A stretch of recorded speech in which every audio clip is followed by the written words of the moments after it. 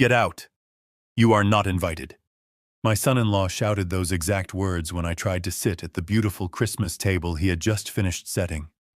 He stood there, with his chest puffed out, glaring at me like I was an intruder who had just wandered in off the freezing winter streets. He must have completely forgotten that he was standing inside the dining room of my own house. I did not scream. I calmly set down the heavy silver roasting pan I was carrying, walked straight to the front hallway, and did something that left his entire family screaming in the dark. I am Bill.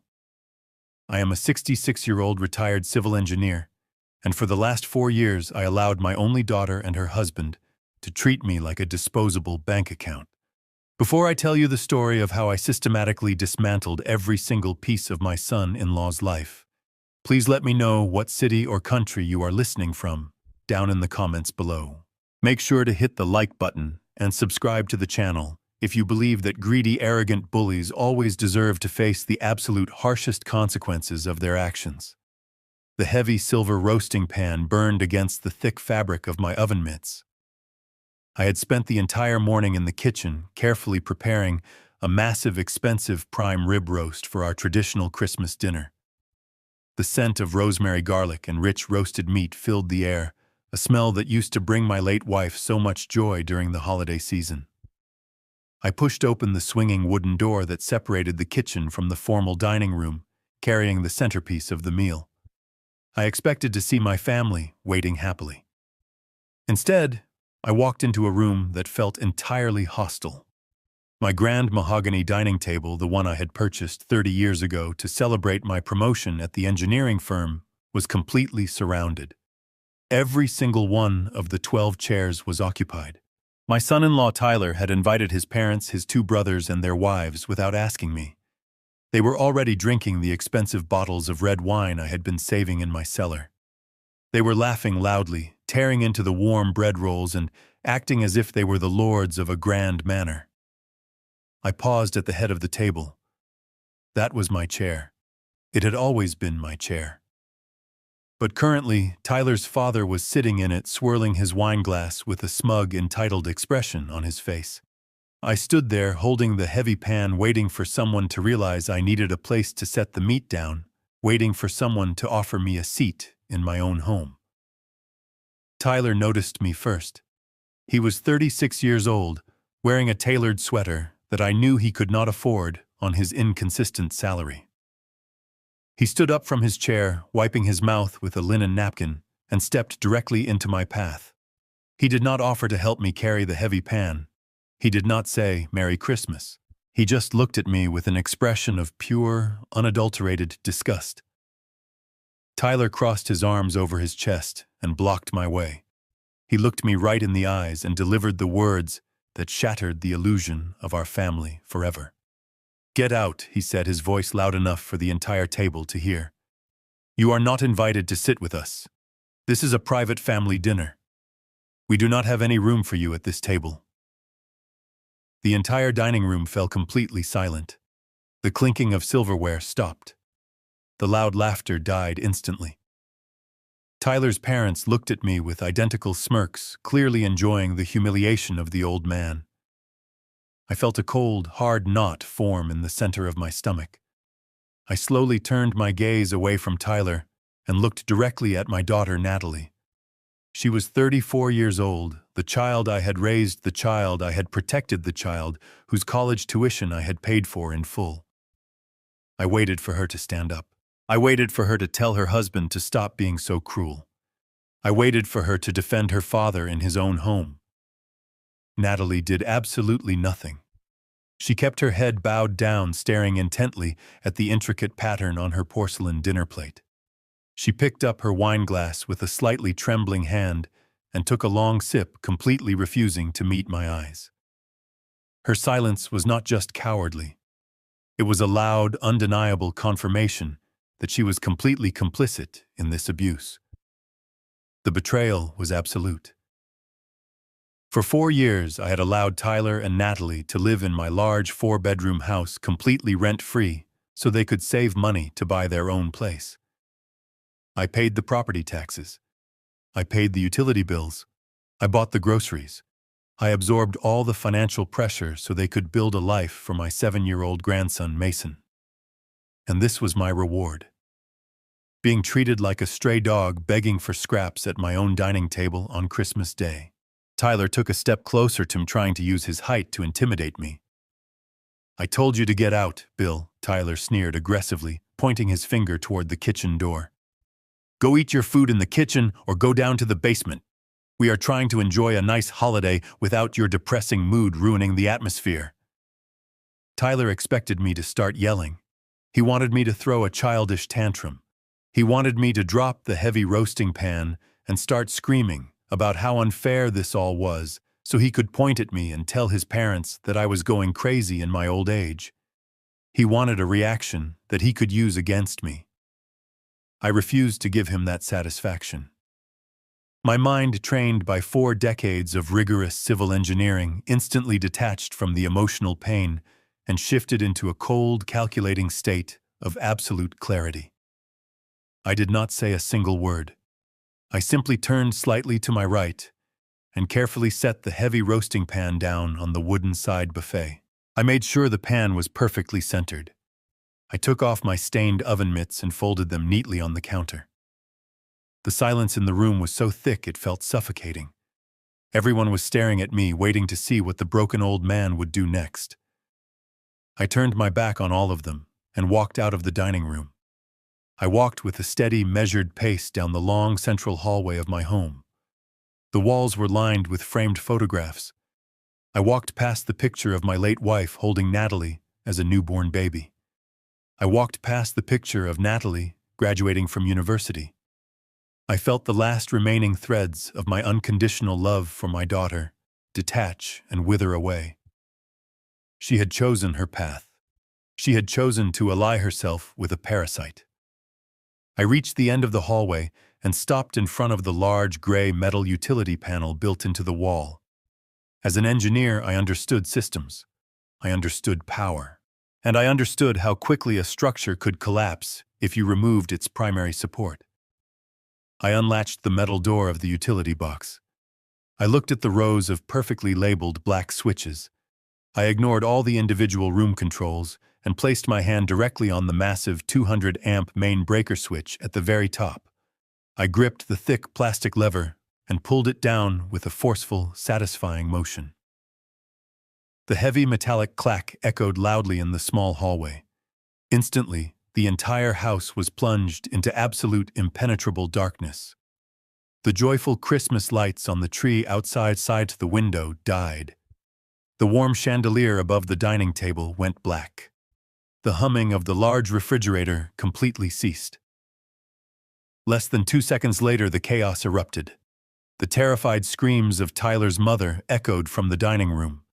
I heard the sharp sound of a heavy crystal wine glass shattering against the hardwood floor. Tyler started shouting my name in a panicked, angry voice, cursing loudly in the dark as he presumably bumped into the heavy mahogany table. I did not stay to listen to their pathetic complaints. I opened the hall closet, by memory grabbed my thick wool winter coat, and pulled it over my shoulders. I slipped on my leather driving gloves. I opened the heavy oak front door and stepped out into the freezing, snow-covered night. The frigid air hit my face and it felt remarkably clean. It felt like freedom. I pulled the front door shut behind me, the automatic lock clicking firmly into place. They were trapped inside a freezing, dark house with a ruined dinner, and I was finally walking away. I drove carefully through the snow-covered streets of my quiet suburban neighborhood. The bright, flashing Christmas lights on the neighboring houses blurred past my windshield. I did not feel sad. I felt a terrifying, unfamiliar sense of total emotional detachment. I drove until I reached the commercial highway on the edge of town and pulled into the glowing neon-lit parking lot of a 24-hour diner. I needed a place to sit. I needed a place to think. I pushed through the glass doors, the little bell above my head ringing sharply. The diner was nearly empty, smelling of stale coffee, industrial floor cleaner, and old frying oil. It was a stark contrast to the luxurious home I had just abandoned, but I welcomed the harsh reality of it. I slid into a cracked red vinyl booth in the far corner, away from the large front windows. A waitress wearing a faded blue uniform and an exhausted expression walked over to my table. She did not wish me a Merry Christmas. She simply flipped a thick white ceramic mug right side up and filled it to the brim with steaming black coffee. I nodded my thanks, wrapping my cold, gloved hands around the hot mug to absorb the heat. I took a slow sip. The coffee was bitter and burned my tongue, bringing my racing thoughts sharply into the present moment. I needed to figure out where I was going to sleep tonight. I needed to book a hotel room. I reached into the inner pocket of my wool coat and pulled out my smartphone. The screen illuminated my face with a cold blue light in the dim diner. I opened my secure banking application to check the balance of my checking account so I could reserve a decent room downtown. The application requested my fingerprint authentication. I pressed my thumb against the screen. The small loading circle spun for a few seconds before displaying my financial dashboard. I scrolled past my basic checking account, which had a normal balance of a few $1,000s. My eyes drifted down to the section labeled Primary Emergency Savings. My heart completely stopped beating in my chest. The breath rushed out of my lungs in a sharp, painful gasp. The number glowing on the screen made absolutely no sense. The emergency savings account should have contained exactly $80,000. It was a very specific number. That money was not just a generic rainy day fund. It was the exact amount of the life insurance payout I had received after my beautiful wife passed away from aggressive cancer 5 years ago. I had sworn a silent oath to her memory that I would never touch a single penny of that monies for my own needs. That $80,000 was sacrosanct. It was securely locked away, intended to be a complete debt-free college fund for my grandson Mason. It was my wife's final gift to the future of our family. The screen in front of me displayed a current available balance of $0.00. I blinked rapidly, rubbing my tired eyes, assuming my vision was blurring from the stress of the evening or the poor lighting in the diner. I pulled the phone closer to my face. The number remained completely unchanged. 0. The money was entirely gone. A cold sweat broke out across the back of my neck. My engineering mind instantly rejected the concept of a computer error. Banks do not simply misplace $80,000. I quickly tapped the screen, forcing my trembling finger to open the detailed transaction history for the savings account. The history loaded immediately. There was only one recent transaction listed. Yesterday morning at exactly 9:15 in the morning, a massive outgoing wire transfer had been initiated and successfully completed. The entire $80,000 had been moved in a single devastating sweep. I stared at the details of the transfer. The receiving party was not a recognizable bank or a standard investment firm. The money had been wired directly into the account of a commercial title and escrow company located 2 towns over. The heavy, suffocating weight of realization crashed down upon me right there in the lonely diner booth. The disgusting incident at the Christmas dinner table just an hour ago. Tyler aggressively blocking my path. Tyler yelling at me to get out of the room. Tyler trying to humiliate me in front of his entire family while my daughter sat silently by. It was not just an act of spontaneous, drunken cruelty. It was a meticulously calculated distraction.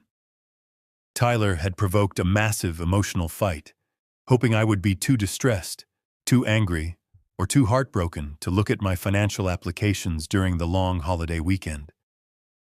Tyler had not just insulted me, he had actively robbed me.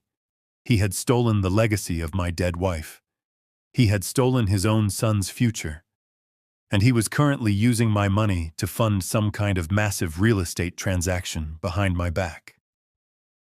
The Christmas eviction was just smoke and mirrors. The real war was happening in the shadows, and my son-in-law had just fired the opening shot. I sat perfectly still in the vinyl booth staring at the 0 balance on my screen.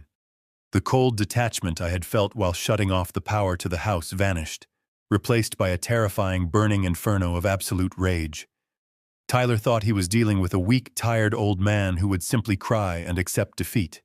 He had no idea that he had just awakened a monster. The game was no longer about a seat at a dining table. The game was about total, uncompromising destruction, and I was going to ensure that Tyler Reed lost absolutely everything. The morning after Christmas was bitterly cold. I had spent the entire night sitting upright in a sterile room at a cheap commercial hotel downtown. I did not sleep for a single second. I spent the dark hours staring blankly at the ugly textured ceiling, while my mind systematically constructed a rigid blueprint for absolute retribution. At precisely 6 in the morning, I walked out into the freezing air and drove my car toward the historic legal district of the city. The streets were completely empty, covered in a thin, dirty layer of gray slush left over from the holiday snowstorm.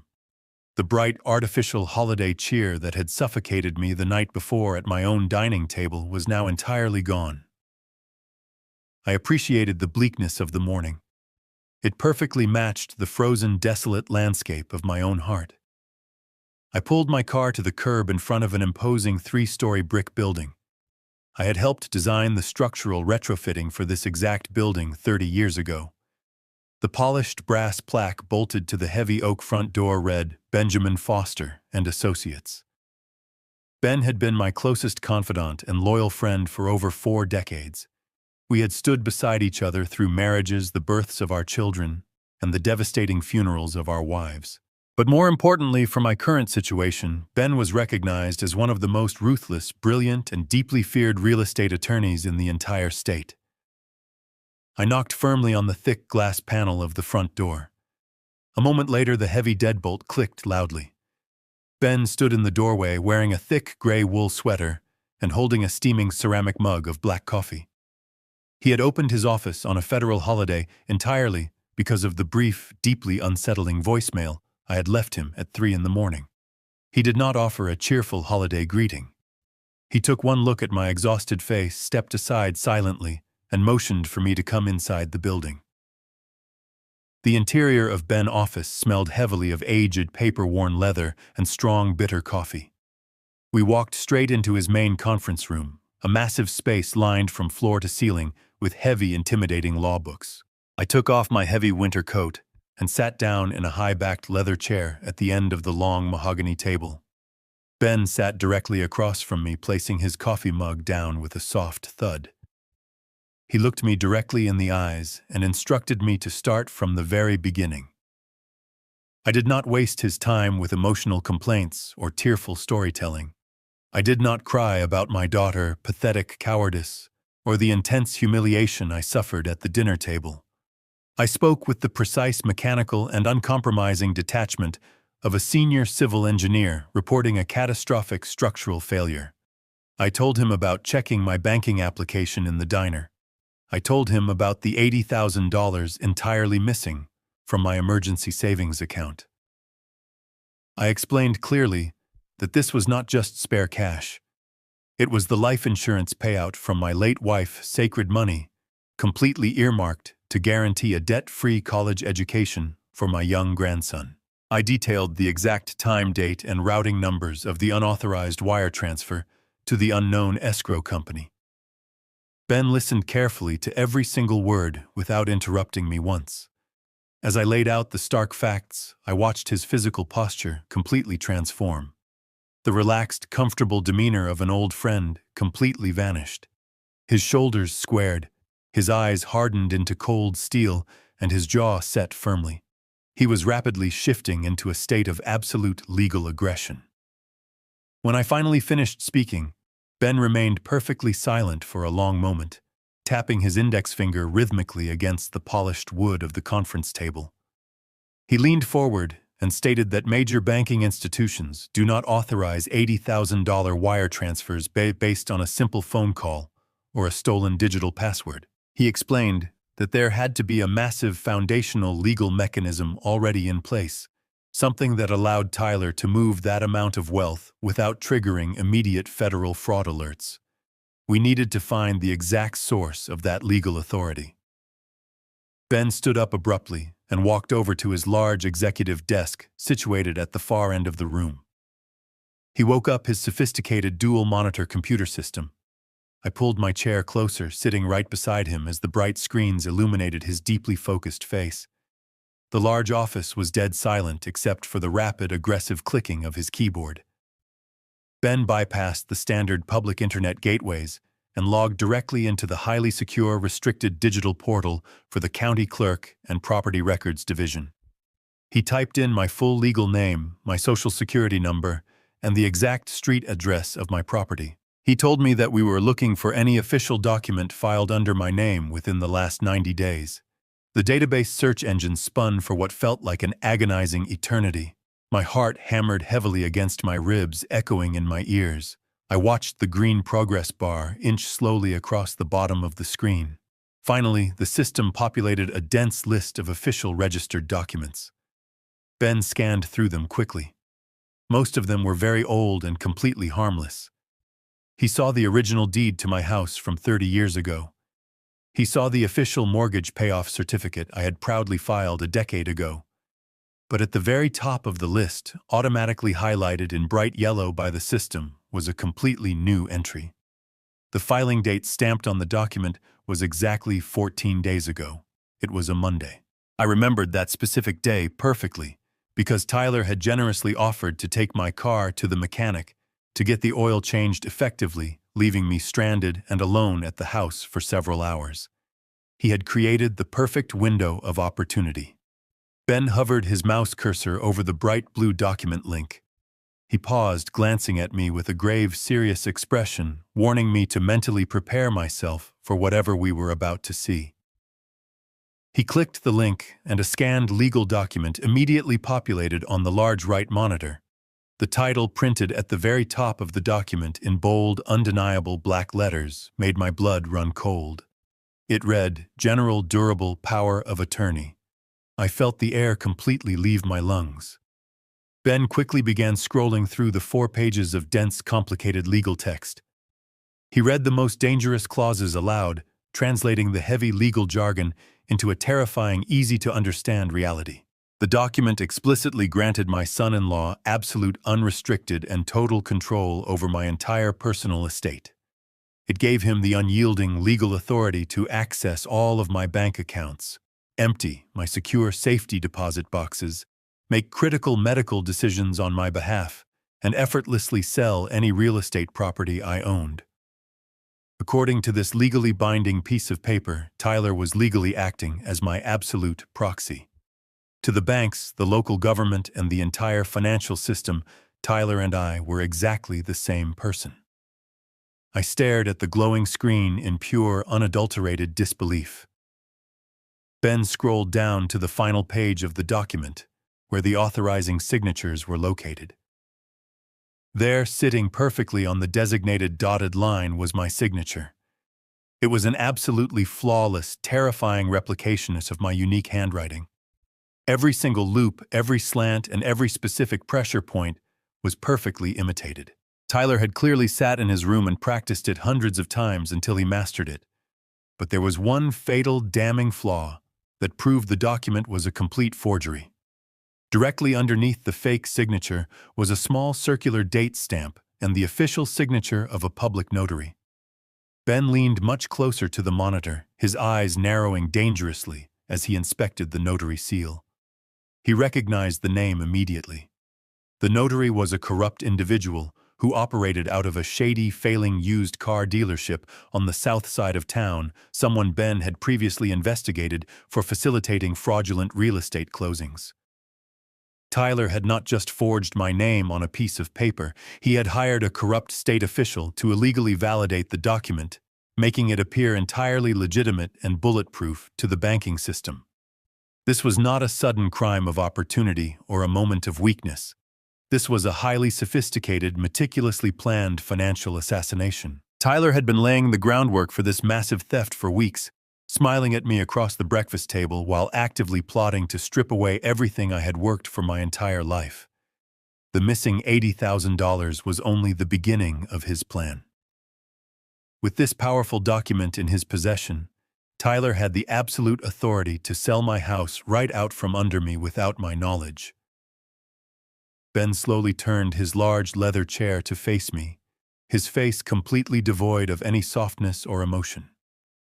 He looked me in the eyes and stated clearly that we were no longer dealing with an arrogant, entitled son-in-law.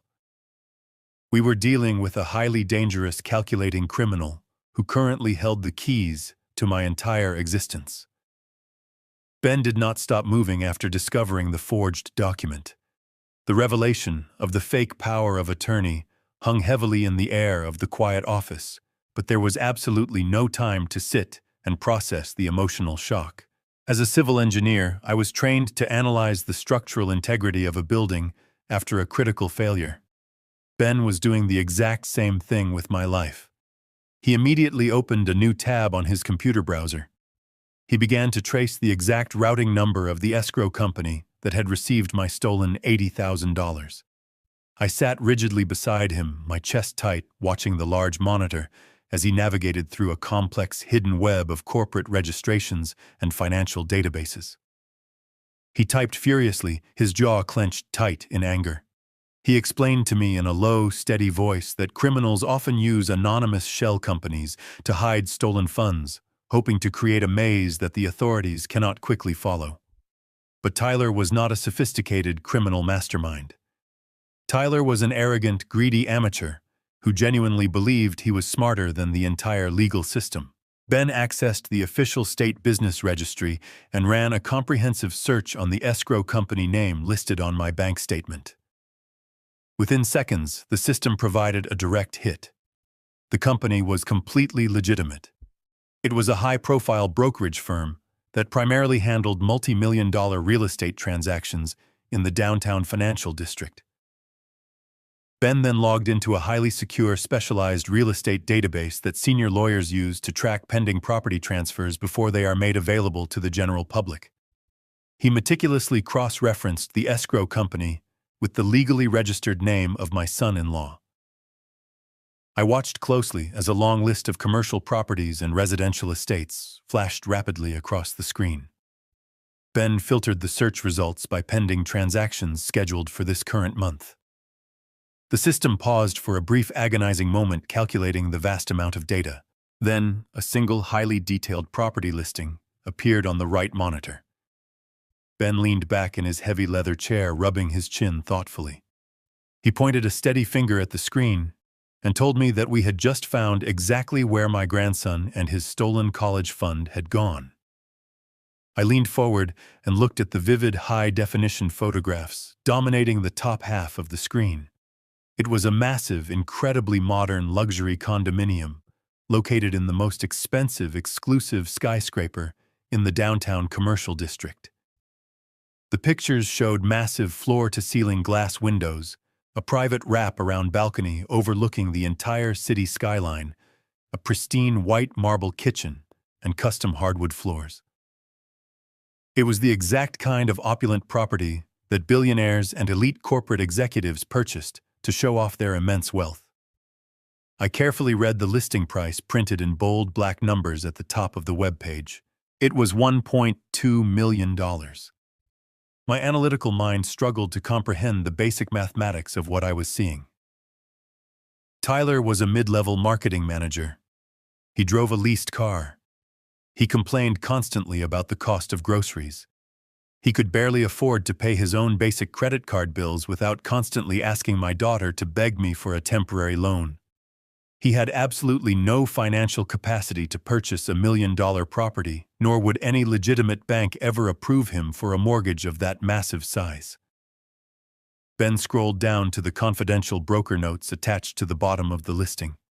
He read them aloud to me, his voice dripping with pure, unadulterated disgust. The internal notes confirmed that a cash deposit of exactly $80,000 was received yesterday morning as an earnest money payment. This payment was made specifically to secure the condominium and immediately take it off the public market. The primary buyer was listed as Tyler Reed. Tyler had stolen the sacred life insurance money my late wife had left behind and immediately used it as a down payment to buy himself a millionaire lifestyle. But an $80,000 deposit was only a tiny fraction of the total purchase price. Tyler still needed well over $1 million in pure cash to actually close the deal and take physical possession of the luxury condominium. I looked at Ben, completely bewildered by the sheer scale of the financial mechanics, and asked him how Tyler planned to secure the rest of the massive funds. Ben did not answer me immediately. His eyes darkened with a terrifying realization. He turned back to his computer keyboard, his fingers flying across the keys with a renewed, almost violent intensity. Ben opened another portal, this time logging directly into the Municipal Property Tax and Deed Registry database. He typed in the exact street address of my own home, the beautiful 4-bedroom house I had built with my own 2 hands 40 years ago. He hit the search button with a heavy strike of his finger. The screen refreshed instantly, displaying the official tax records and the current legal status of my residential property.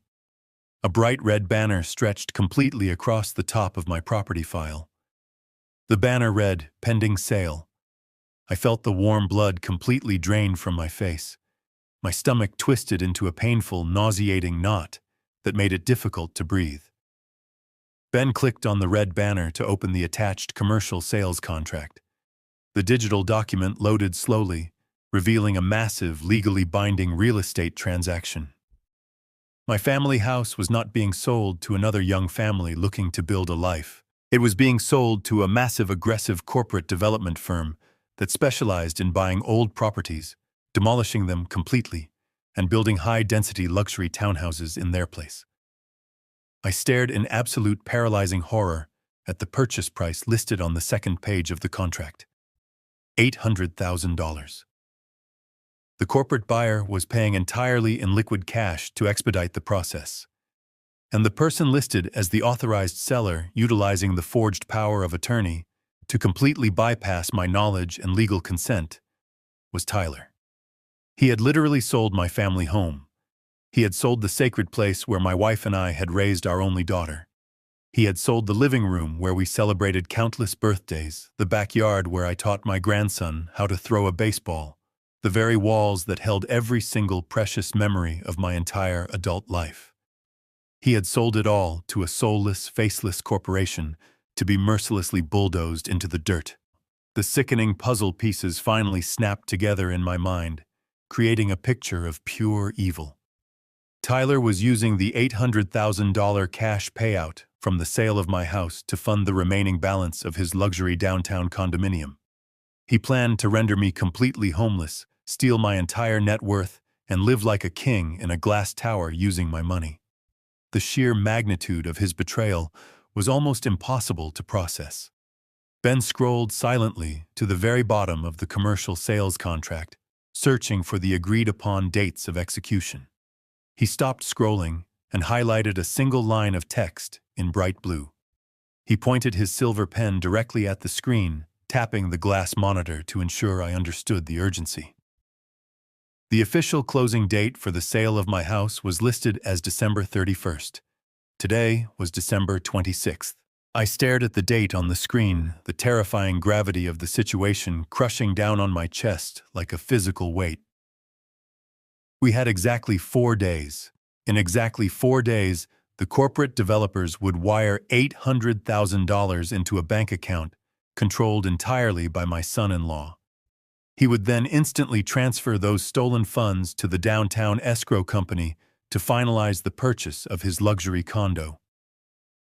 In 4 days, I would legally lose ownership of my home.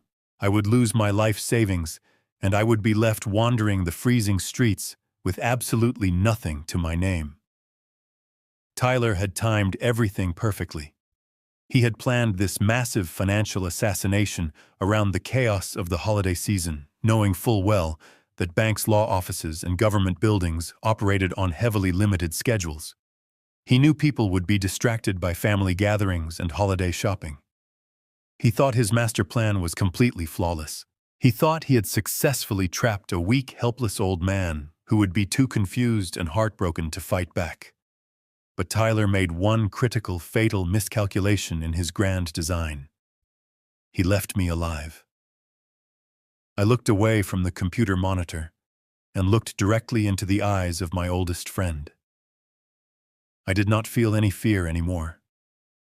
The initial shock and the deep emotional pain had completely burned away, leaving behind nothing but a cold, absolute, and unyielding resolve. I told Ben that we had 4 days to build a trap that Tyler could never escape. The drive back to my neighborhood felt completely different than the escape the night before. I was no longer a confused, heartbroken father fleeing a ruined holiday dinner. I was a man returning to an active war zone carrying the absolute certainty of my enemy's destruction. I pulled my car into the driveway of my property. The bright exterior security lights were blazing against the dark winter sky. The warm, inviting glow of the living room lamps spilled out across the thick layer of snow on the front lawn. Tyler had obviously found the main breaker panel and restored the electrical power to the house shortly after my departure. The house looked perfectly normal from the outside, a picture of quiet suburban peace, but I knew the foundation was entirely infected with rot. I turned off the engine and sat in the cold car for a long moment, steadying my breathing and forcing my racing heart to slow down. I had to perfectly play the role of the defeated old man. I had to let them believe their master plan was working flawlessly, so they would not panic and change their timeline. I grabbed my house keys, walked slowly up the front steps, and unlocked the heavy oak door. The warm air of the hallway hit my face, carrying the stale, lingering smell of spilled red wine and cold, roasted meat from the disastrous dinner party. The house was unnervingly quiet, a stark contrast to the shouting I had left behind. I took off my heavy winter coat and hung it carefully on its designated hook in the front closet. I did not call out to announce my arrival. I did not want to speak to anyone. I simply started walking toward the kitchen to get a glass of water, hoping to slip into my bedroom unnoticed. I did not even make it past the wide living room archway before Tyler stepped out from the shadows of the staircase. He had clearly been waiting for me to return. He wore a crisp white dress shirt and dark tailored slacks, looking incredibly smug and self-assured. He stepped directly into the center of the hallway, crossing his muscular arms over his chest, adopting the exact same physically intimidating posture he had used the night before at the dining table. But this time there was no audience of extended family members to perform for. It was just the two of us standing in the quiet house. Tyler did not waste his time with pleasantries or fake apologies. He stepped closer to me, aggressively invading my personal space. He pointed a long, accusing finger directly at my chest. He told me that my little electrical stunt last night had completely ruined his mother's holiday experience. He said his parents had been forced to leave the house early because the rooms were freezing cold, and he was absolutely furious about the deep embarrassment I had caused him. I looked at him with a blank, unreadable expression, letting my silence stretch out to make him uncomfortable. My total lack of a verbal response only fueled his arrogant anger. Tyler leaned down, bringing his face mere inches from mine, and lowered his voice into a vicious, deeply threatening whisper. He told me that I was clearly losing my mind in my old age. He said my memory was rapidly failing, and my erratic behavior was becoming completely dangerous to the safety of his family. He promised me that if I ever tried another pathetic stunt, like shutting off the power again, he would make one single phone call to a state medical board. He threatened to have me officially declared legally incompetent by a corrupt doctor of his choosing. He smiled a cruel, cold smile and told me he had already picked out a state-funded low-income nursing facility 2 towns over. He described it in brutal detail as a miserable place where they lock the heavy metal doors from the outside and ignore the elderly patients for hours at a time. He said he would drop me off at their front desk, sign the admission papers, and never visit me again for the rest of my life. Tyler desperately wanted a fight. He wanted me to scream, to loudly deny his terrifying accusations, or to break down crying and beg him not to lock me away in a medical facility. He was actively trying to manufacture a documented history of mental instability to easily justify the forged power of attorney he was already using to steal my entire life. I knew exactly what twisted game he was playing, and I completely refused to participate in his trap. I did not blink. I did not show a single ounce of fear or hesitation. I simply shifted my gaze slightly to the right, looking directly past his broad shoulder down the long hallway. The interior door leading to the attached two-car garage was wide open. The harsh fluorescent lights inside the garage were glaring brightly. Stacked neatly against the far concrete wall were dozens of heavy-duty brown cardboard moving boxes. Several of them were already sealed tightly with thick, clear packing tape. I could clearly see my own handwriting on the side of a large blue plastic storage bin, sitting next to the growing wall of boxes. It was the specific bin containing my late wife's fragile porcelain collection and my old engineering college textbooks. Tyler was not just secretly planning to sell the house on December 31st. He was actively packing my entire physical life into cardboard boxes while I was out of the house meeting with my lawyer. He was meticulously erasing my presence from the property, preparing to throw my precious memories into a cheap rental storage unit or a garbage dumpster, the exact moment the corporate developers wired the $800,000 into his stolen bank account. The sheer, breathtaking audacity of his actions was almost difficult to comprehend. He truly thought I was entirely oblivious to the massive trap closing around my neck. I slowly looked back into Tyler's dark eyes. I gave him a weak, tired, and deeply submissive nod, perfectly playing the part of a broken, exhausted elder who had finally surrendered to a much stronger predator. Tyler smirked widely, visibly satisfied with his perceived victory over me, and stepped aside to let me pass through the hallway. I walked slowly past him toward the kitchen, my heart pounding against my ribs with a cold, highly controlled fury. As I reached the marble kitchen island, I heard soft, hurried footsteps rushing up behind me. I turned around and saw my daughter, Natalie. Her eyes were bright red and heavily swollen from hours of crying. She looked terrible and exhausted, wearing an oversized gray sweater and clutching a crumpled white tissue in her trembling hands. She looked quickly over her shoulder into the hallway to ensure Tyler was no longer standing there, listening, before she stepped very close to me. She reached out and grabbed my forearm, her grip surprisingly tight and desperate. Fresh tears spilled over her eyelashes and ran down her pale cheeks. She begged me in a frantic, breathy whisper to just listen to Tyler and do whatever he said. She pleaded with me to stop fighting him, to stop causing unnecessary tension in the house, and to just blindly cooperate with whatever changes he demanded over the next few days. She sobbed quietly, wiping her nose with the tissue, telling me that Tyler was working on a massive life-changing business deal that was going to permanently secure their financial future.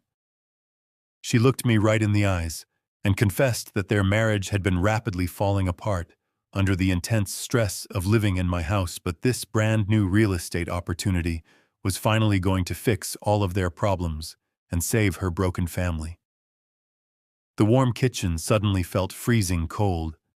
The very last remaining shred of unconditional hope I held for my daughter instantly turned to ash and blew away. Natalie was not an innocent, naive victim being kept entirely in the dark by a cruel, manipulative husband. She knew about the massive real estate deal. She might not have specifically known about the forged signature on the legal documents or the stolen life insurance money. But she absolutely knew Tyler was planning a massive financial maneuver using my personal assets to buy them a brand new life. She had somehow convinced herself that sacrificing my home, my financial security, and my personal dignity was a perfectly acceptable price to pay to keep her toxic husband from filing for divorce. She was actively begging me to willingly walk into my own execution just so she could pretend her perfect suburban marriage was successful. I gently but firmly pulled my arm out of her desperate, clinging grip. I looked at the child I had raised from birth and felt absolutely nothing but a hollow, crushing emptiness in my chest. She had clearly chosen her side in this war. The line was officially drawn in the sand, and she was standing directly next to the enemy. I realized in that exact devastating moment that I could no longer just punish Tyler for his crimes. If I was going to truly protect my innocent grandson and secure what remained of my legacy, I had to completely destroy them both. I did not sleep for a second night in a row. At the exact moment the pale, freezing sun began to rise over the quiet, snow-covered city the next morning, I was already sitting in the heavy leather guest chair inside Ben's private law office. I had called his personal cell phone during my short drive over from the house and recounted every single terrifying detail of the confrontation in the dark hallway. I told him about the massive stack of heavy brown cardboard moving boxes sitting in my own garage.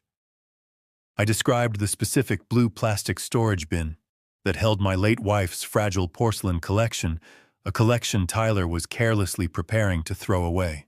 Most painfully, I told him about the pathetic, desperate tears of my own daughter as she actively begged me to simply surrender my entire life and my personal dignity to her husband.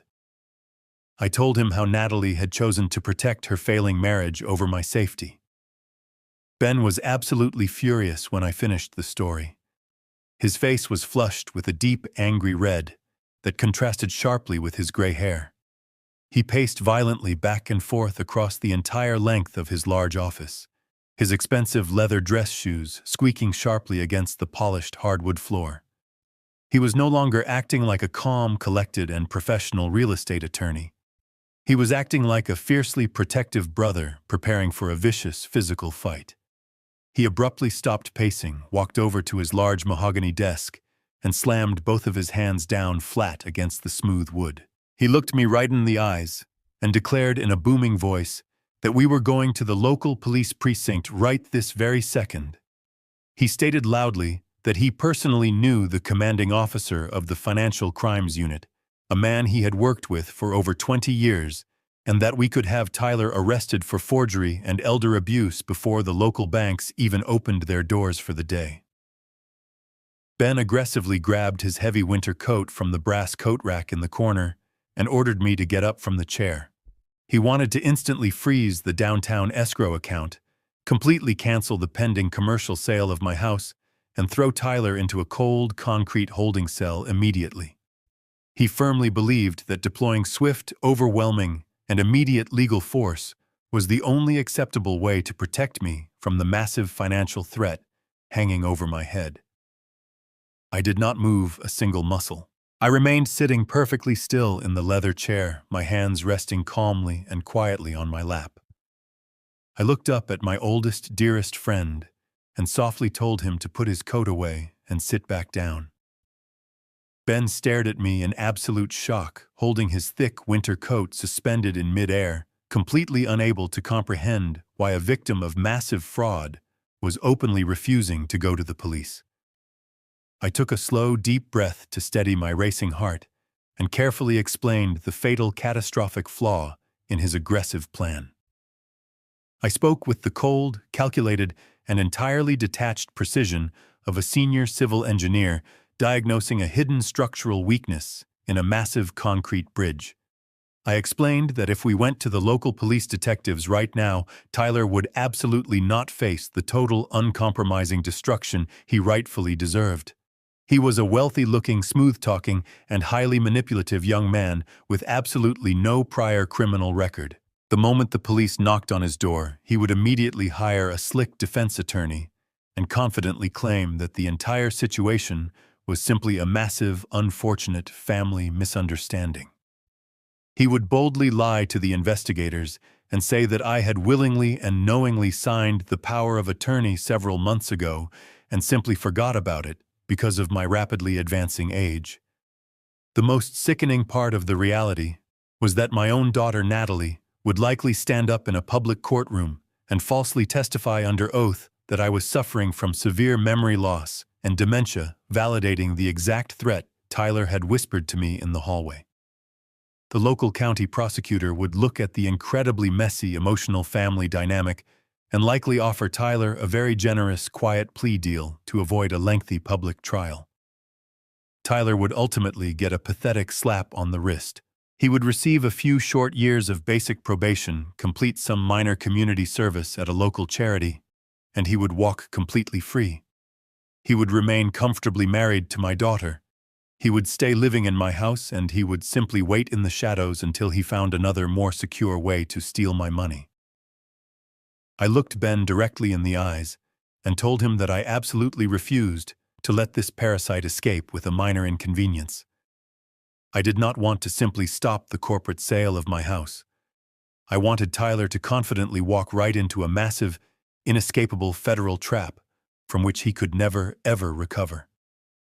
I wanted him to commit an irreversible, massive financial crime that carried a mandatory lengthy prison sentence. I explained my master plan.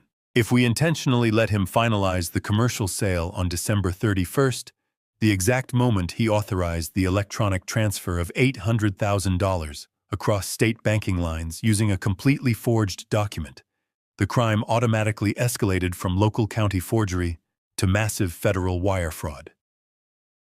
I did not want local police officers knocking on his door. I wanted the Federal Bureau of Investigation heavily involved. I wanted him facing a mandatory decade behind thick concrete walls, completely stripped of his arrogant pride and his stolen wealth. Ben slowly lowered his heavy winter coat, the anger draining from his face. He stared at me in total silence for a very long time, his eyes wide with a complex mixture of profound shock, slight fear, and deep, undeniable respect. He slowly walked back around his large mahogany desk and sat down heavily in his leather executive chair. The protective, angry friend completely vanished from his posture, and the ruthless, brilliant, and highly calculating attorney returned to the surface. He nodded his head in silent, complete agreement. He understood exactly what kind of machine I was building. We were no longer simply playing defense to protect my retirement assets. We were meticulously engineering a flawless, devastating financial execution. Ben cracked his knuckles loudly and pulled his large computer keyboard closer to the edge of the desk. He told me that if we were truly going to let Tyler push the massive house sale all the way to the final holiday closing date, we needed to secretly and entirely strip him of his legal armor without him ever realizing he was suddenly vulnerable. Ben opened a blank, highly secured legal document template on his right computer monitor. He began to rapidly type, drafting the ultimate silent weapon of our retaliation. It was an official, legally binding revocation of power of attorney. This single piece of paper was perfectly designed to be a lethal, invisible countermeasure. Ben carefully explained the complex legal mechanics as his fingers flew aggressively across the mechanical keyboard. This new document would explicitly, completely, and permanently terminate the forged authority Tyler had illegally filed with the county clerk 2 weeks ago. The document would state in absolute, undeniable, and medically sound terms that I was in full, perfect possession of my mental faculties, and that any and all previous proxies, mandates, or authorizations were immediately rendered null and void under the full penalty of perjury. But the absolute true genius of this specific legal document was its complete secrecy. Ben meticulously structured the revocation so that it did not legally require Tyler to sign it, acknowledge it, or even receive direct physical notification for it to become actively enforced by the state. We were going to pull the critical safety net completely out from under his feet while he was standing confidently on the highest wire, leaving him to fall to his absolute destruction. Ben printed the heavy, dense legal document on thick, expensive watermarked paper.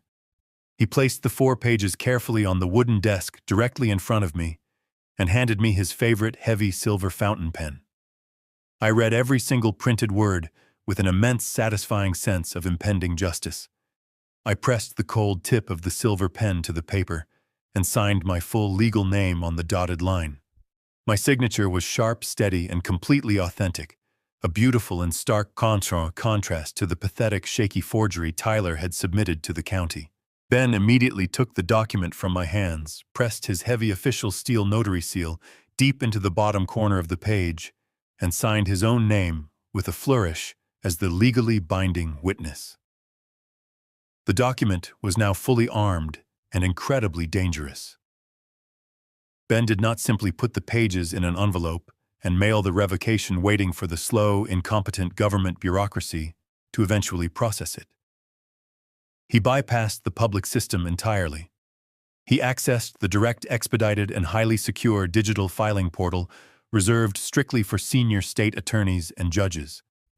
He uploaded the high-resolution digital scans of the newly signed revocation directly into the Central State Registry database. We both sat in tense silence and watched the bright green progress bar move slowly across the computer screen.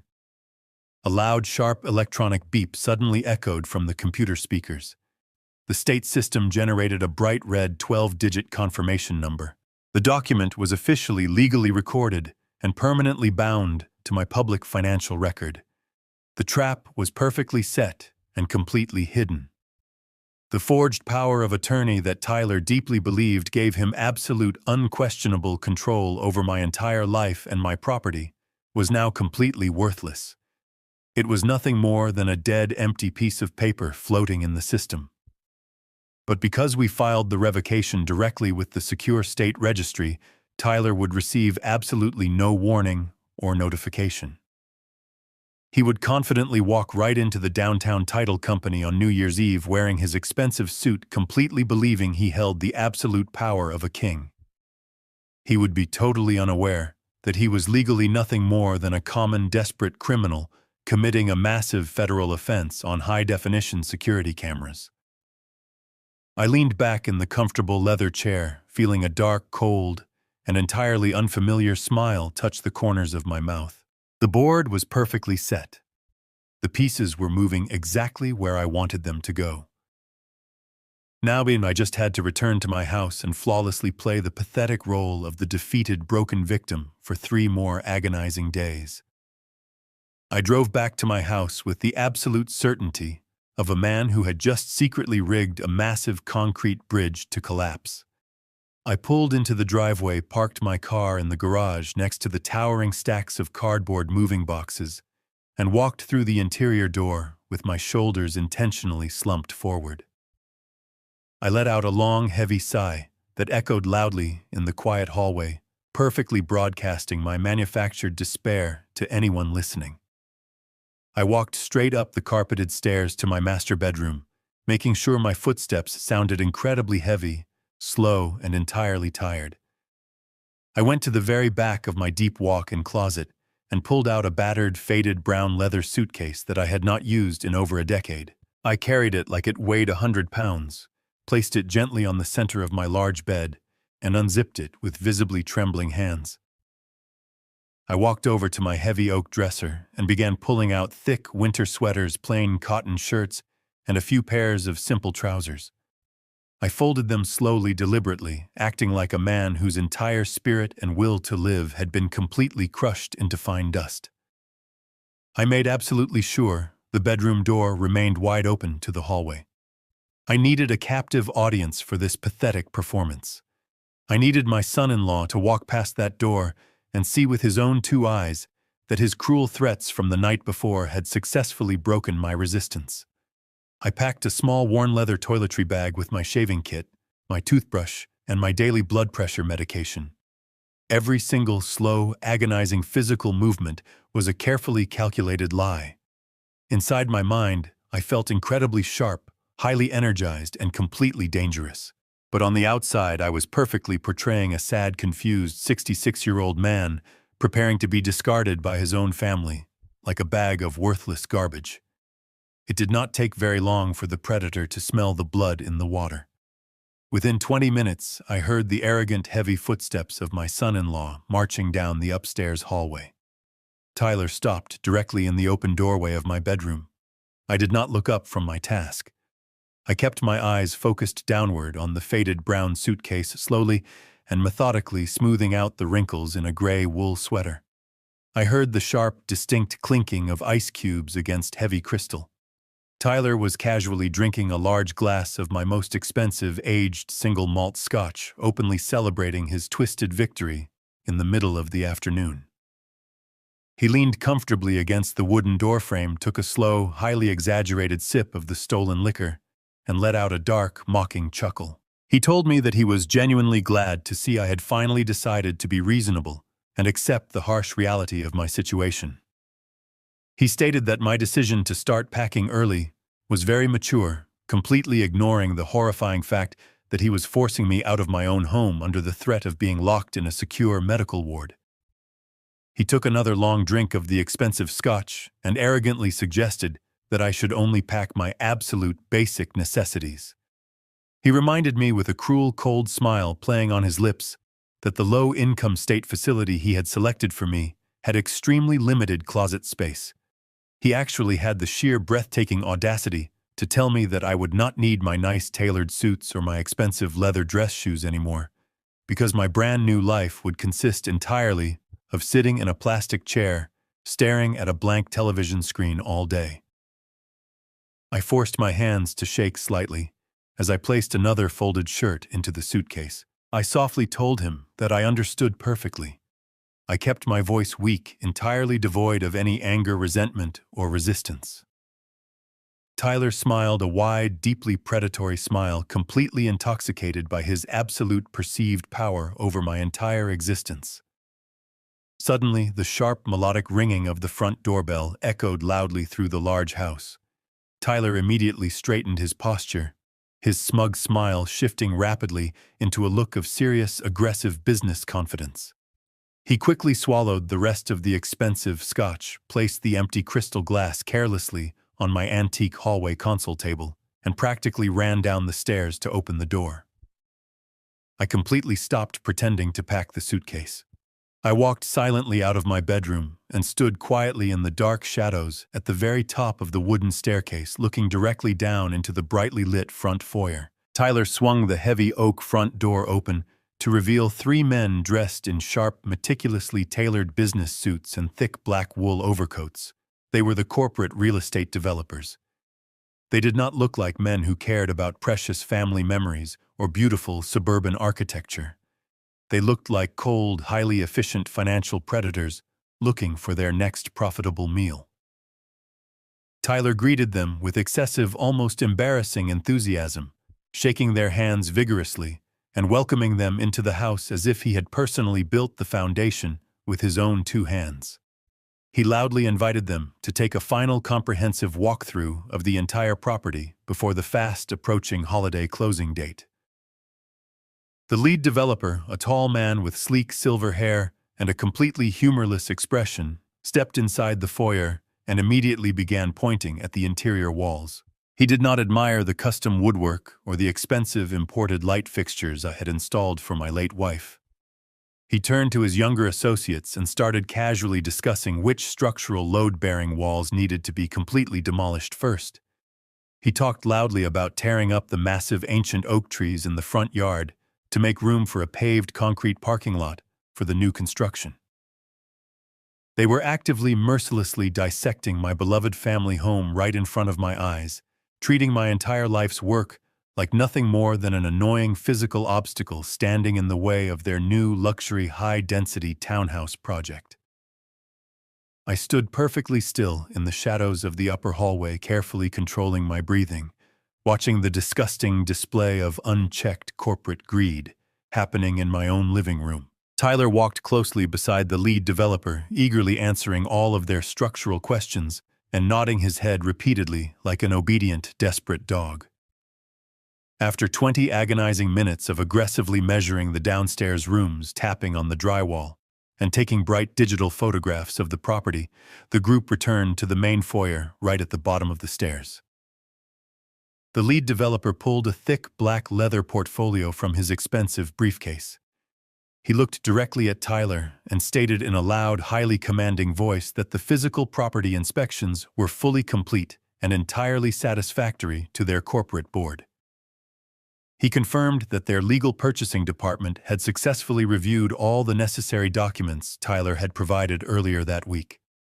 The developer was completely unaware that the power of attorney they were heavily relying on to execute this massive transaction was now entirely legally void and worthless. The silver-haired developer extended his right hand toward my son-in-law. He stated clearly, articulating every single word, that the total agreed purchase price of $800,000 in liquid cash would be electronically wired directly into Tyler's specified escrow account at exactly 9 a.m. on December 31st. Tyler eagerly reached out and grabbed the man's hand, shaking it firmly with both of his own. Tyler smiled so widely I thought his jaw would physically break. He thanked the developer profusely, practically vibrating with greedy, uncontrollable anticipation. He had just verbally confirmed the exact time, the exact date, and the exact financial mechanism of his own absolute destruction. I watched the three developers turn around, walk out the front door, and drive away down the street in their expensive black luxury vehicles.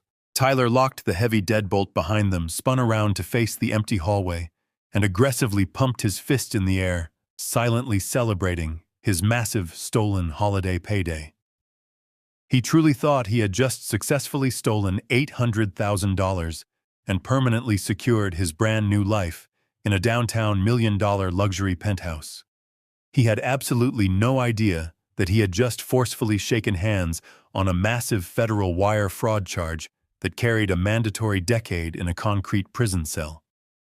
I quietly turned around and walked back into my master bedroom. I looked down at the pathetic brown suitcase sitting on my mattress. I did not need to fold another shirt or pack another bag. The carefully crafted illusion of my complete surrender was absolutely flawless. The trap was perfectly baited, the arrogant criminal had eagerly taken a massive bite, and all I had to do now was wait patiently for the steel jaws to violently snap shut. I waited until the early evening when the house was completely dominated by the loud, obnoxious sounds of a professional football game blaring from the living room television. Tyler was sprawled across the large sofa I had purchased for them, completely absorbed in the game, shouting aggressively at the screen with a fresh bottle of imported beer in his hand. I used his distraction to quietly slip out through the heavy wooden back door. I walked silently down the dark, snow-covered alleyway, running behind our suburban street, my boots crunching softly against the frozen ice. I got into my car, which I had purposefully parked 2 blocks away from my property earlier that afternoon. I could not risk Tyler looking out the window, seeing my vehicle leaving the driveway, and getting suspicious about my movements during my supposed period of quiet surrender. 48 hours earlier, right after Ben and I had discovered the $1 million luxury condominium listing on his office computer, I had gone to a completely separate local bank where I maintained a small private checking account. I had withdrawn several $1,000s in untraceable cash. I used that money to immediately hire a highly recommended and incredibly discreet private investigator. I needed to know exactly what Tyler was doing at that massive downtown property. I drove slowly through the freezing city streets, carefully navigating toward a dimly lit and entirely empty concrete parking garage located on the far east side of the commercial financial district. The air inside the structure was freezing cold, and the thick concrete walls echoed with the low, distant hum of city traffic. A dark gray sedan was parked in the very back corner of the second level, completely hidden from the main street view. I pulled up slowly and parked my car directly next to it, keeping my headlights turned off. A tall man wearing a dark wool peacoat stepped out of the sedan and quickly slid into the passenger seat of my car. His name was Lawrence. He was a retired state police detective who now made a very lucrative and quiet living, exposing the dark and heavily guarded secrets of wealthy corporate executives. He did not waste any time with polite introductions or warm holiday greetings.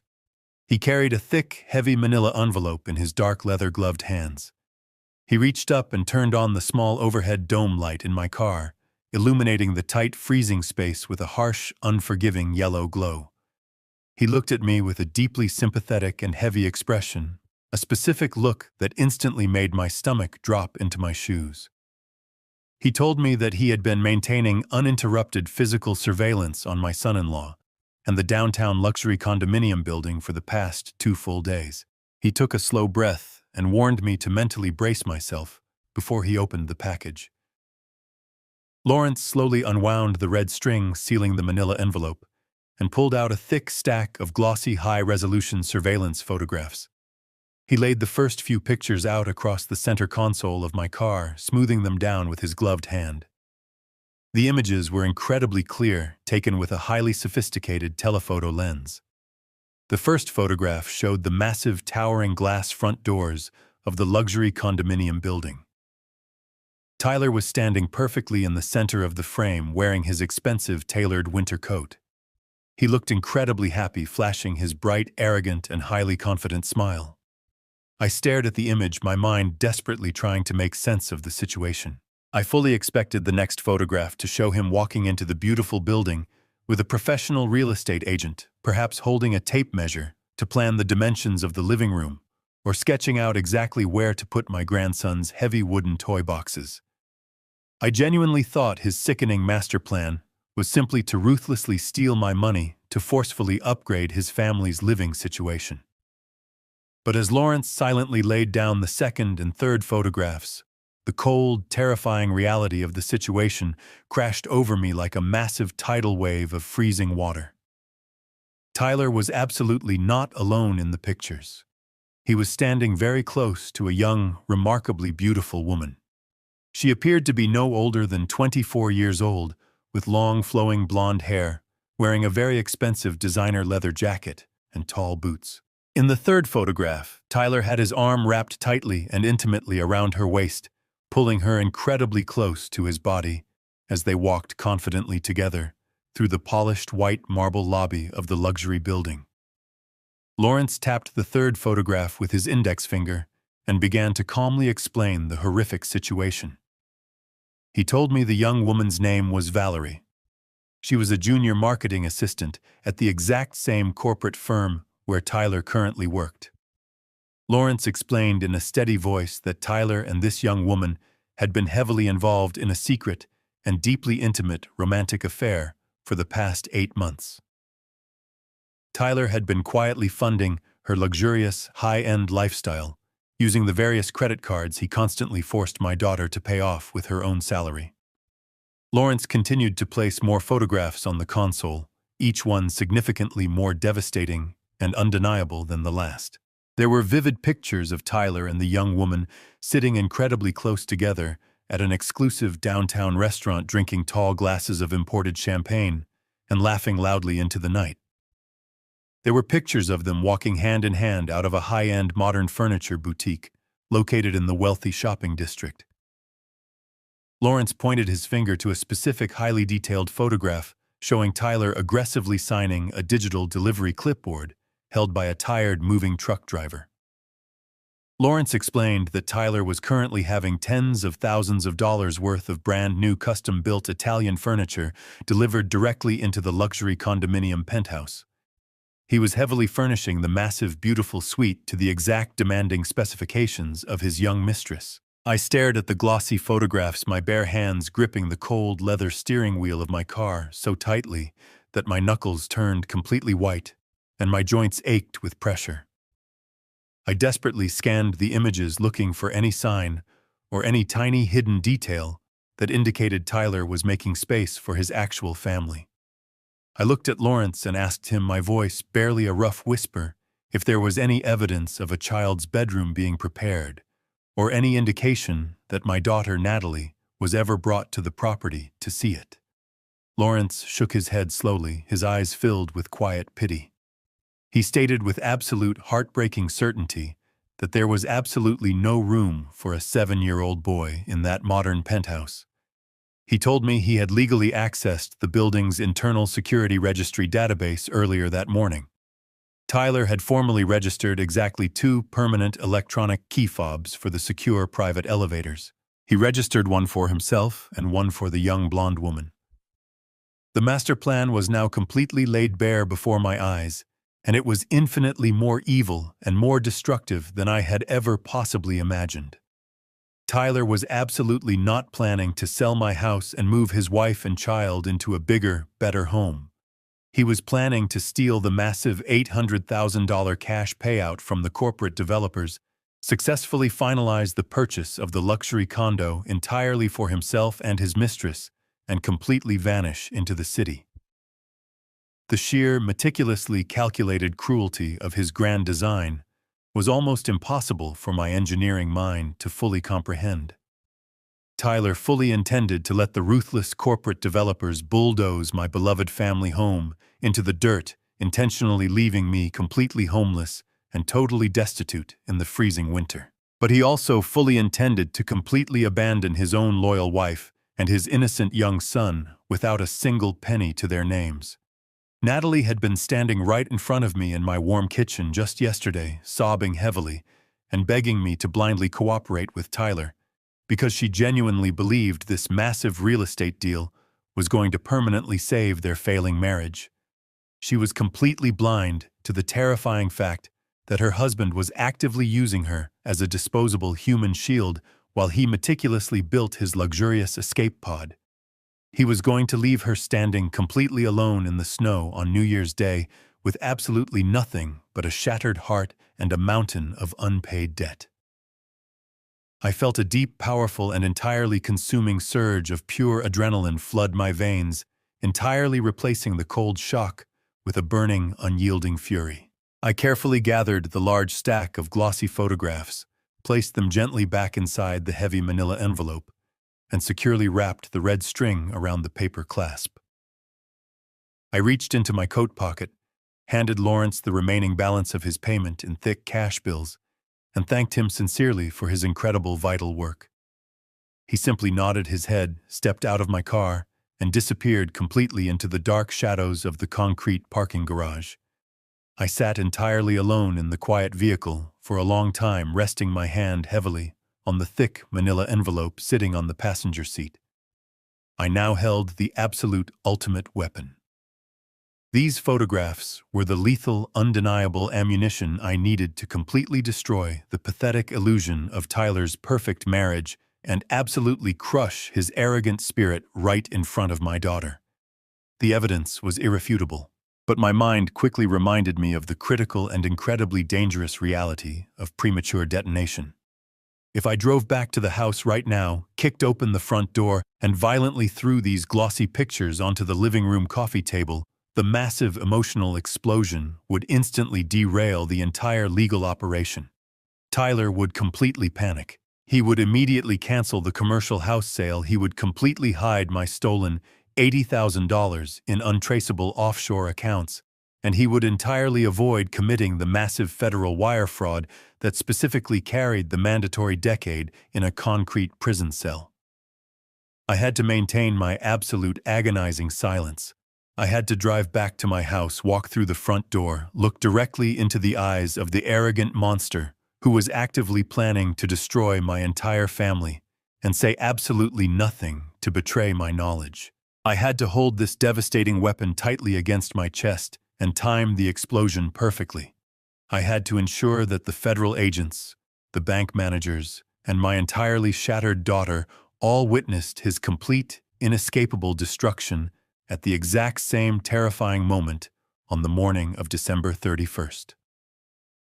The morning of December 31st broke with a bitter freezing wind that rattled the bedroom windows of my home.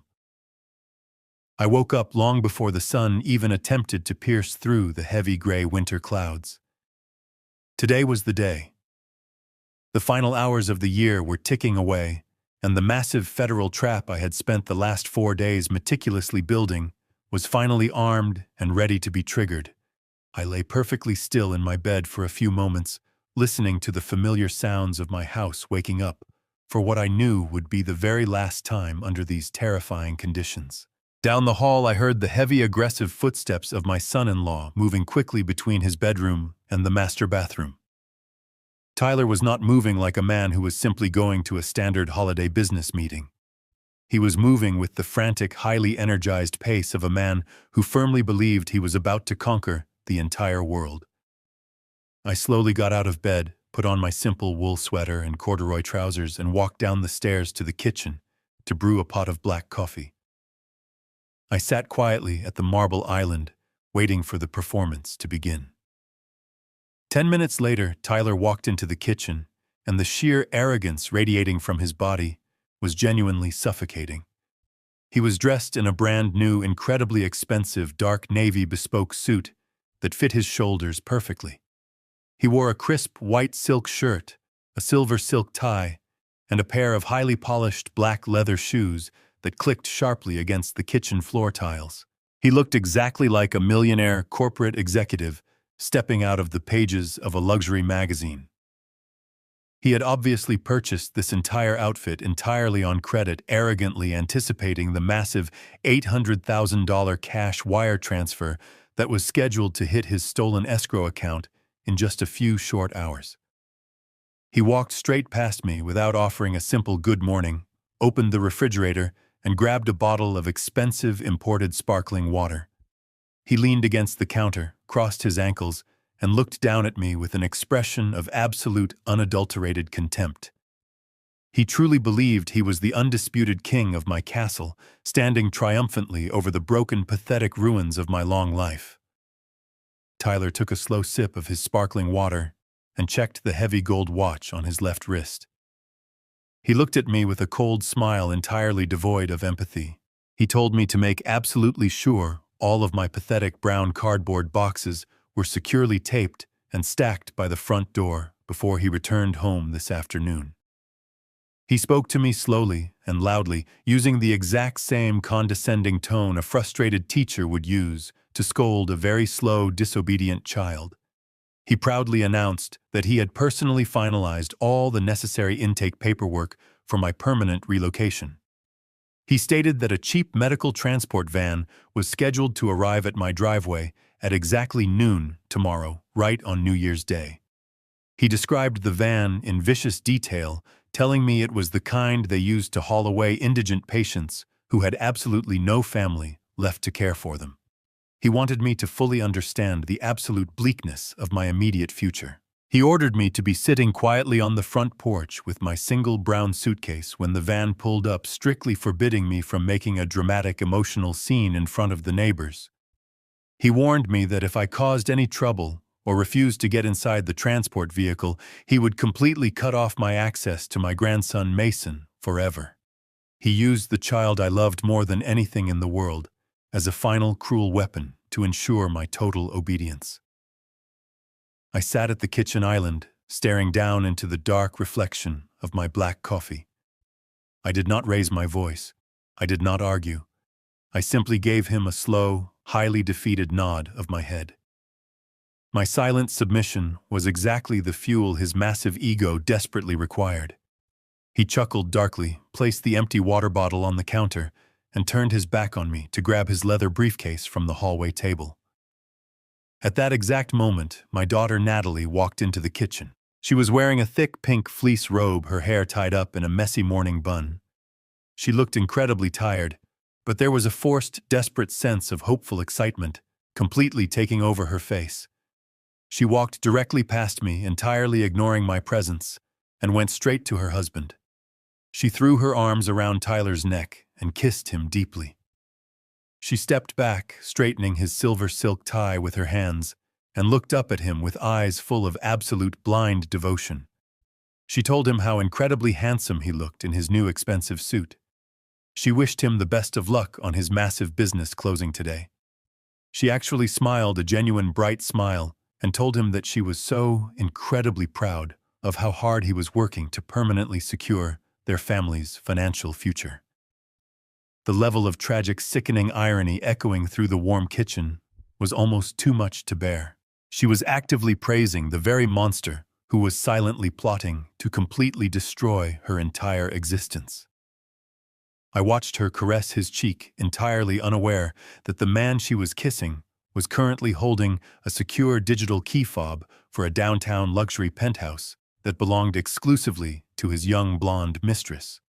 She had absolutely no idea that while she was busy thanking him for saving their marriage, he was meticulously planning to walk out of the title company with $800,000 in stolen cash and never return to this house again. She was eagerly helping him load the gun that he was going to point directly at her heart. Tyler smiled back at her, a flawless, charming, and completely terrifying performance.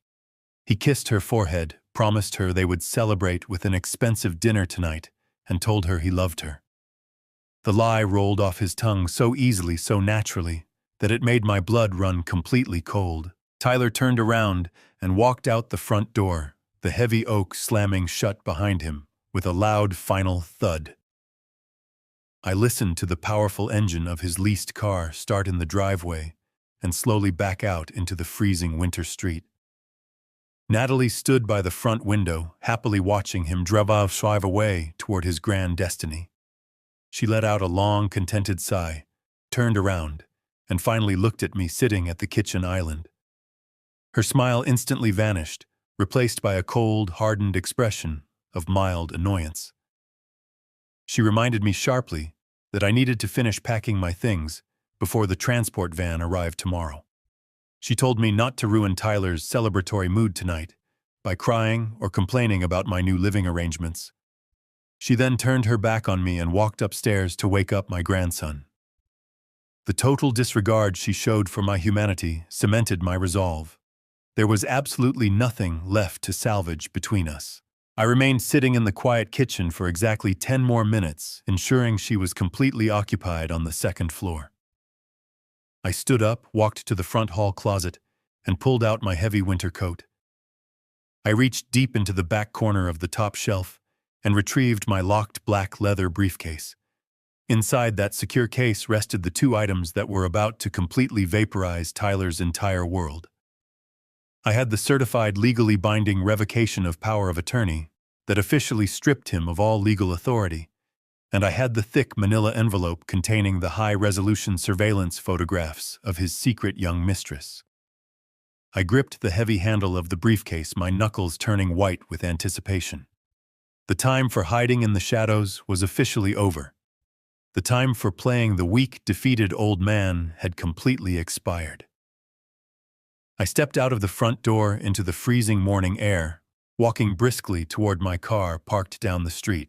Tyler was currently driving downtown to claim his stolen fortune, completely unaware that I was already moving to intercept him at the bank. The final countdown had officially begun. I drove directly from my quiet suburban house to the massive glass and steel headquarters of the primary regional bank located in the heart of the financial district. The morning air was bitterly cold, whipping fiercely through the city streets, but the heating system inside my car felt completely irrelevant compared to the burning heat radiating through my chest. Ben was already standing on the wide concrete steps waiting for me when I pulled into the visitor parking lot.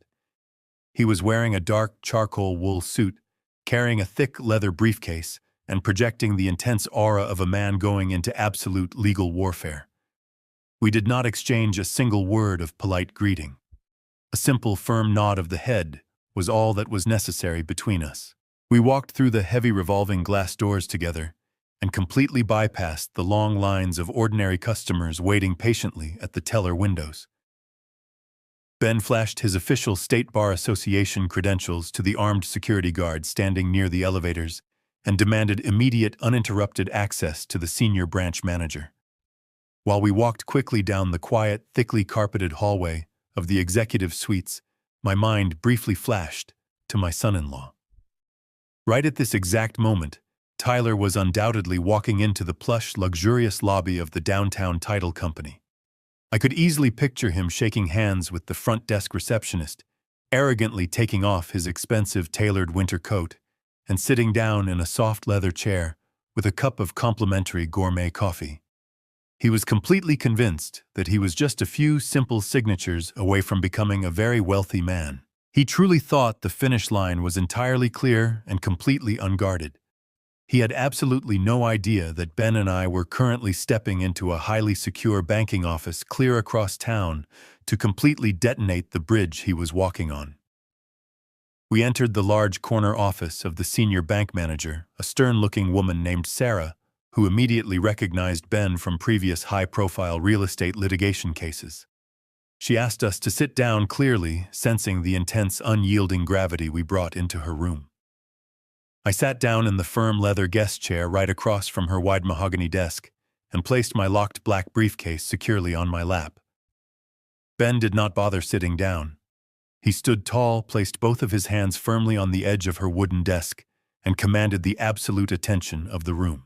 He told Sarah in a cold, uncompromising voice that we were facing an active, massive, and highly sophisticated case of elder financial exploitation and impending federal wire fraud. He demanded that she immediately initiate a complete unyielding hard freeze on every single financial account, routing number, and credit line associated with my Social Security number. Sarah blinked rapidly, her highly professional demeanor momentarily cracking under the sheer weight of Ben's aggressive opening statement. She immediately asked for my physical identification to verify my identity. I reached into my heavy coat pocket, pulled out my state-issued driver's license, and placed it firmly on the polished wood in front of her. She quickly typed my full legal name and my Social Security number into her secure executive terminal. The large monitor instantly populated with my standard checking accounts, my meager retirement funds, and the entirely empty emergency savings account that Tyler had already ruthlessly drained 2 days ago. Sarah looked at the screen and then back at me, asking in a very serious tone if I fully understood the severe personal consequences of a total systemic freeze. She warned me that doing this would completely lock my own access to my funds, bouncing any pending checks and instantly stopping any automatic bill payments I had previously scheduled. I looked her directly in the eyes, my voice entirely steady and completely devoid of any hesitation. I told her to lock every single door, burn every single bridge, and completely seal the vault tightly shut. I told her I did not care if I could not buy a simple cup of coffee for the next month. I wanted absolute financial paralysis. Sarah swallowed hard, clearly understanding the absolute terror driving my specific request. She typed a rapid sequence of high-level override commands into her keyboard and pressed the final execution button. A bright red digital banner flashed completely across her monitor, confirming that my entire financial identity was now totally locked down under an emergency fraud mandate. With the immediate financial bleeding successfully stopped, it was finally time to deploy the ultimate weapon we had crafted. I clicked open the dual brass locks on my black briefcase. I carefully pulled out the heavy, thick, watermarked pages of the state-certified revocation of power of attorney.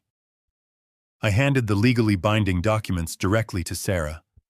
I told her clearly that my son-in-law had illegally filed a heavily forged document 2 weeks ago, granting himself total proxy control over my personal estate. I explained that he was currently sitting at a downtown title company, aggressively utilizing that dead-forged authority to sell my residential property to a massive corporate development firm. Sarah took the pages from my hand, her eyes scanning the dense legal text very quickly. When her gaze finally landed on the bright red, 12-digit state confirmation number and the official steel notary seal provided by Ben, the remaining color completely drained from her face. She realized the terrifying magnitude of the crime occurring in real time. This was no longer a simple family dispute over a small stolen check. This was a multi-$100,000 commercial real estate theft happening right under the nose of her banking institution. Ben instructed Sarah to immediately scan the state-certified revocation and transmit it directly to the Regional Federal Fraud Division. He told her to digitally flag the specific escrow account Tyler had established to receive the corporate buyout funds. Sarah picked up her desk phone with a visibly trembling hand and dialed the internal emergency number for the Central Fraud Prevention Department. She spoke rapidly into the receiver, reading my exact Social Security number, the state confirmation code printed on the revocation, and the specific routing details of Tyler's hidden escrow account. She officially documented that the original power of attorney was a confirmed malicious forgery, and that the primary account holder was sitting right in front of her, she legally blocking all incoming and outgoing financial traffic. The heavy protective machinery of the federal banking system was finally waking up, and its massive, unyielding gears were locking firmly into place right around my son-in-law's throat. Sarah hung up the heavy plastic phone receiver and looked back at us, her breathing shallow and fast. She confirmed that the regional fraud director had personally received the digital documents and placed an immediate active trace on the specific escrow routing numbers. The trap was now fully operational and completely armed. The only thing left to do was wait for the arrogant rat to step directly on the trigger plate. Ben finally sat down in the leather chair next to mine, crossing his arms tightly over his chest. We all turned our entire attention to the large computer monitor sitting prominently on Sarah's desk. The screen displayed a live, highly secure feed of the locked escrow account. The balance currently read $0.00. We were waiting for a massive $800,000 commercial wire transfer to hit that exact digital space from the corporate real estate developers. The silence in the executive office was absolutely deafening. I could hear the second hand ticking loudly on the large analog wall clock above the door. It was exactly 9:15 in the morning. Tyler was definitely sitting inside the fancy closing room right now, holding a heavy gold pen, aggressively signing his forged name on the final fraudulent property deeds. I clearly pictured his arrogant, victorious smile. I pictured the corporate developers shaking his hand and congratulating him on a smooth transaction. I pictured the exact moment the escrow officer would hit the send button on their own computer terminal, legally authorizing the massive cash payout to secure the property title. The physical tension in my chest was so incredibly tight, I thought my ribs would snap under the immense pressure. I did not take my eyes off the computer screen for a single second. I watched the glowing blue numbers on the monitor, waiting for the devastating financial collision that would finally give me my complete revenge and absolutely destroy the arrogant man who had tried to throw me away. While we sat in the suffocating silence of the bank manager office, my mind perfectly visualized the exact scene unfolding a few miles away in the luxurious downtown title company. Tyler was sitting comfortably in a high-backed leather chair inside a polished glass conference room overlooking the city skyline. The corporate real estate developers were sitting directly across from him, sipping expensive bottled water and casually discussing their destructive demolition plans for my beautiful family home. An escrow officer, entirely unaware that she was actively facilitating a massive federal crime, pushed a thick stack of legally binding closing documents across the smooth mahogany table. She smiled politely and handed Tyler a heavy gold pen. He did not hesitate for a single second. He did not feel a sudden agonizing pang of guilt about destroying my life, throwing me into a substandard medical facility, or completely abandoning his own loyal wife and innocent child. He aggressively gripped the heavy pen and confidently signed his highly practiced forged signature on the bottom line of the final property deed. He handed the thick stack of documents back to the escrow officer with a wide, intensely arrogant smile, completely believing he had just successfully pulled off the greatest financial heist of his entire life. The silver-haired corporate developers stood up and shook his hand for the final time, officially and legally cementing the fraudulent commercial sale. The escrow officer turned back to her sophisticated computer terminal to initiate the massive financial payout.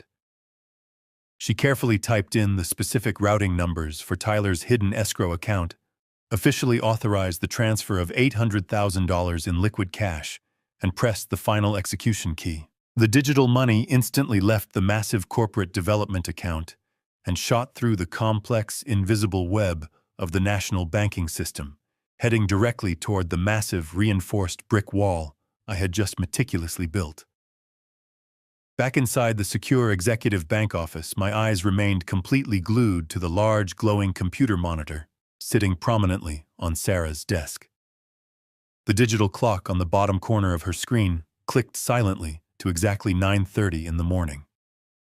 Suddenly, the tense, quiet room was pierced by a sharp, high-pitched electronic chime that made my heart race. The live, secure feed of Tyler's previously empty escrow account violently refreshed. A massive block of bright green text appeared rapidly on the screen, indicating an incoming commercial wire transfer of exactly $800,000. But the massive sum of money did not successfully deposit into the account. The exact microsecond the massive funds attempted to clear the final automated security checkpoint, they violently collided with the absolute uncompromising, hard freeze Ben and I had initiated just 30 minutes prior. The complex banking system reacted with terrifying, immediate mechanical hostility. The bright green text on the monitor instantly turned into a flashing, aggressive red color. A large digital warning box completely covered the center of the screen, displaying the words, "Transaction denied," and "Account permanently suspended" in bold capital letters. The massive $800,000 wire transfer was instantly intercepted, frozen in a secure digital purgatory, and completely confiscated by the Central Fraud Division. Tyler's entire master plan did not just quietly fail. It completely shattered into a million unrecoverable pieces against the impenetrable legal shield of the state-certified revocation document. I let out a long, incredibly heavy breath that I felt like I had been holding for the past 4 agonizing days. The deep, crushing physical weight on my chest completely evaporated, entirely replaced by a surging, powerful wave of absolute, undeniable victory. I looked over at Ben. My oldest, most loyal friend leaned back slowly in his leather guest chair, took off his reading glasses, and allowed a cold, deeply satisfied smile to finally spread across his face. Sarah sat perfectly still behind her large mahogany desk, staring intently at the flashing red warnings on her computer monitor. She reached out with a slightly trembling hand and typed a quick sequence of administrative commands to verify the exact legal status of the intercepted funds. She looked up at us, her eyes wide with a complex mixture of professional shock and deep respect for the flawless trap we had engineered. She confirmed in a quiet, incredibly serious voice that the massive wire transfer had officially crossed state banking lines before it was violently blocked by the internal freeze. Because the fraudulent transaction involved multiple major banking institutions, a stolen identity, a forged power of attorney, and an amount vastly exceeding the minimum federal threshold. The internal security system had automatically and instantly notified the Federal Bureau of Investigation. She explained that regional federal fraud agents and local police detectives were already receiving the automated emergency alert packets detailing the exact location of the fraudulent signing and the specific identity of the account holder. Tyler was no longer just a simple domestic abuser bullying an old man in a dark hallway. He was now officially categorized as a highly dangerous perpetrator of massive federal wire fraud. He had successfully completed the physical crime by signing the papers. He had left an undeniable digital paper trail, and there was absolutely no legal way for him to cancel the transaction or claim it was a simple family misunderstanding. He was permanently locked into the devastating consequences of his own unchecked greed. The heavy machinery of the justice system was actively preparing to hunt him down, and he was currently walking out of the title company, completely oblivious to the massive storm about to completely destroy his life. I vividly pictured Tyler stepping confidently out of the towering glass doors of the title company building and walking out into the freezing winter air. He was probably pulling his thick, expensive wool coat tightly around his shoulders, inhaling the crisp city air, and feeling like the absolute undisputed master of his own grand destiny. He probably reached into his coat pocket to retrieve his car keys, eager to drive directly to the luxury downtown condominium to celebrate his massive victory with his young blonde mistress. But before he could even reach his car, the sharp vibrating ring of his expensive smartphone would entirely shatter his peaceful delusion. He would pull the phone from his pocket, casually expecting a congratulatory text message from the developers or a loving note from his secret girlfriend. Instead, he would see the frantic, terrified name of his luxury real estate agent flashing brightly on the digital screen. He would swipe to answer the call, his arrogant smile still firmly plastered on his face. But the voice on the other end of the line would not be offering warm holiday congratulations. The luxury real estate agent would be screaming in absolute unfiltered panic. She would rapidly inform him that the initial $80,000 earnest money check he had aggressively used to secure the million-dollar penthouse had just violently bounced back from the bank, completely flagged for severe internal fraud. She would yell directly into the phone that the luxury condominium management company was entirely furious. The property was immediately going back on the public market. And most terrifying of all, two uniformed police officers were currently standing in the pristine marble lobby of the building, aggressively asking for his exact whereabouts. The absolute horrifying realization would suddenly crash down upon his shoulders right there in the freezing cold street. He did not have his stolen $800,000. He did not have his stolen $80,000 deposit. He did not have his $1 million penthouse. He had absolutely nothing. The blood would completely drain from his face as he realized his flawless master plan was actually a perfectly engineered financial guillotine, and the heavy steel blade had just violently dropped. He was suddenly a highly wanted fugitive, completely trapped in a nightmare of his own making, and the only place left for him to run in absolute desperation was back to the very house he had just tried to destroy. I left the secure executive office of the regional bank and drove back to my quiet suburban neighborhood. The freezing winter wind continued to howl against the windshield of my car, but the thick, suffocating weight that had rested heavily on my shoulders for the past 4 days was entirely gone. I felt incredibly light, highly focused, and completely ready for the final devastating act of this tragedy. I parked my car inside the garage, intentionally pulling it very close to the massive wall of brown cardboard moving boxes Tyler had proudly packed with my belongings. I looked at those sealed boxes and felt a deep, profound sense of vindication. Those boxes were not going to a cheap medical transport van or a low-income nursing facility.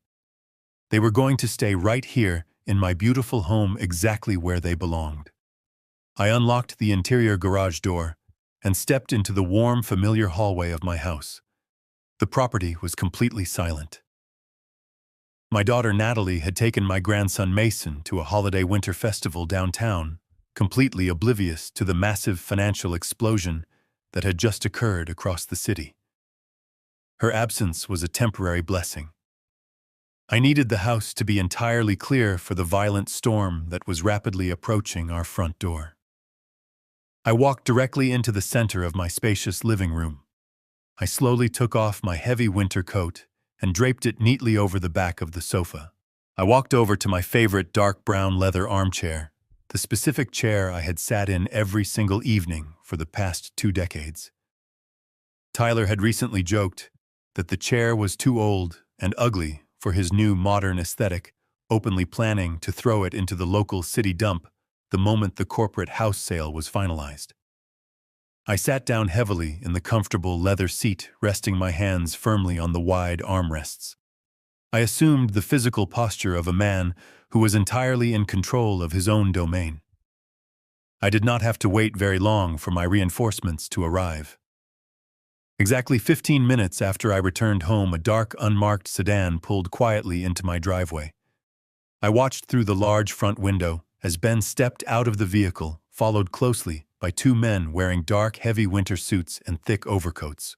I stood up and opened the front door to let them inside the house. Ben walked in first, giving me a firm, highly reassuring nod. He turned and introduced the 2 men standing behind him. They were senior investigators from the Regional Financial Crimes Division, Detective Reynolds and Detective Carter. They did not smile. They did not offer warm holiday pleasantries. They moved with the cold, highly efficient precision of veteran law enforcement officers who were actively hunting a dangerous federal criminal. Detective Reynolds was a tall, incredibly imposing man with sharp gray eyes that seemed to instantly scan and evaluate every single detail of my living room. Detective Carter was slightly shorter, but possessed a thick, muscular build that clearly communicated his deep physical authority. Ben briefly explained the immediate layout of the house to the detectives. He pointed toward the front foyer and the main hallway, outlining exactly how we would position ourselves to successfully trap Tyler the moment he inevitably returned to the property. Detective Reynolds instructed me to sit right back down in my leather armchair. He told me to remain completely silent and entirely still when my son-in-law burst through the front door. He wanted Tyler to fully incriminate himself, to show his absolute true colors, and to aggressively demonstrate the exact elder abuse he had been secretly inflicting upon me behind closed doors.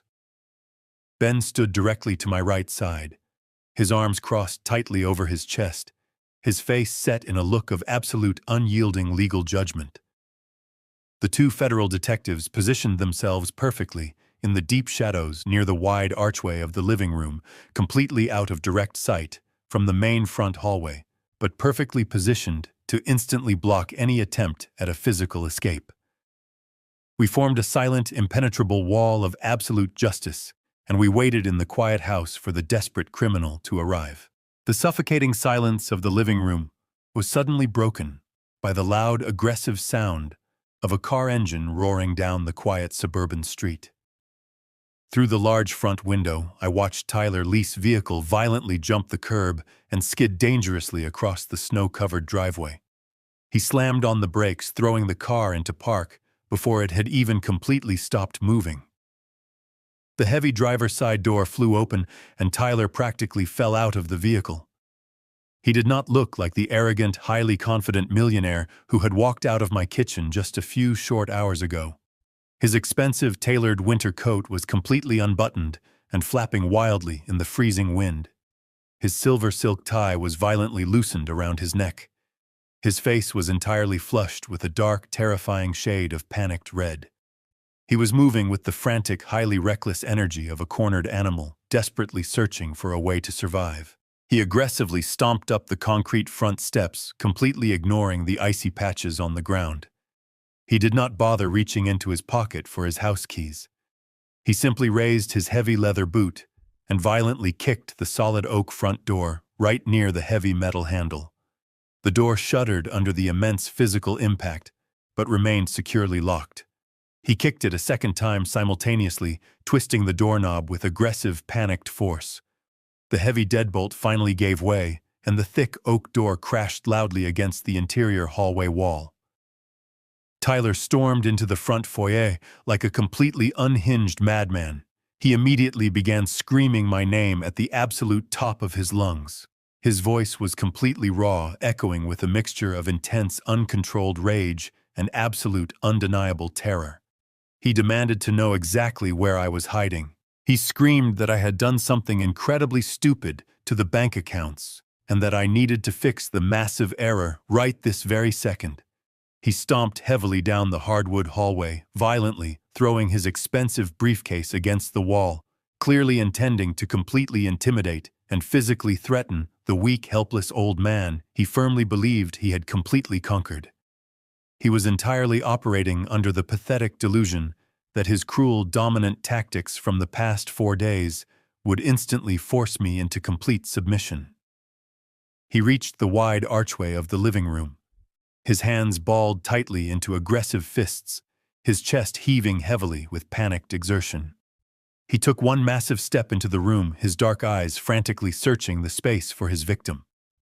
The exact moment Tyler crossed the threshold into the living room, his aggressive, violent momentum hit a massive, invisible brick wall. He stopped dead in his tracks, his heavy breathing completely caught in his throat. He stared directly at me, sitting calmly and quietly in my dark leather armchair. He fully expected to find me cowering in fear, frantically packing my pathetic brown suitcase or crying quietly in the corner of the room. Instead, he found me sitting perfectly upright, my hands resting comfortably on the armrests, looking at him with an expression of absolute, terrifying, emotional detachment. But the sheer shock of my calm demeanor was absolutely nothing compared to the horrifying realization of who was standing directly beside me. Tyler's eyes slowly darted to his left, landing entirely on Ben. He recognized the ruthless real estate attorney immediately. He saw the cold, highly calculating smile resting on Ben's face, and he instantly realized that the senior lawyer was not here to negotiate a peaceful family settlement.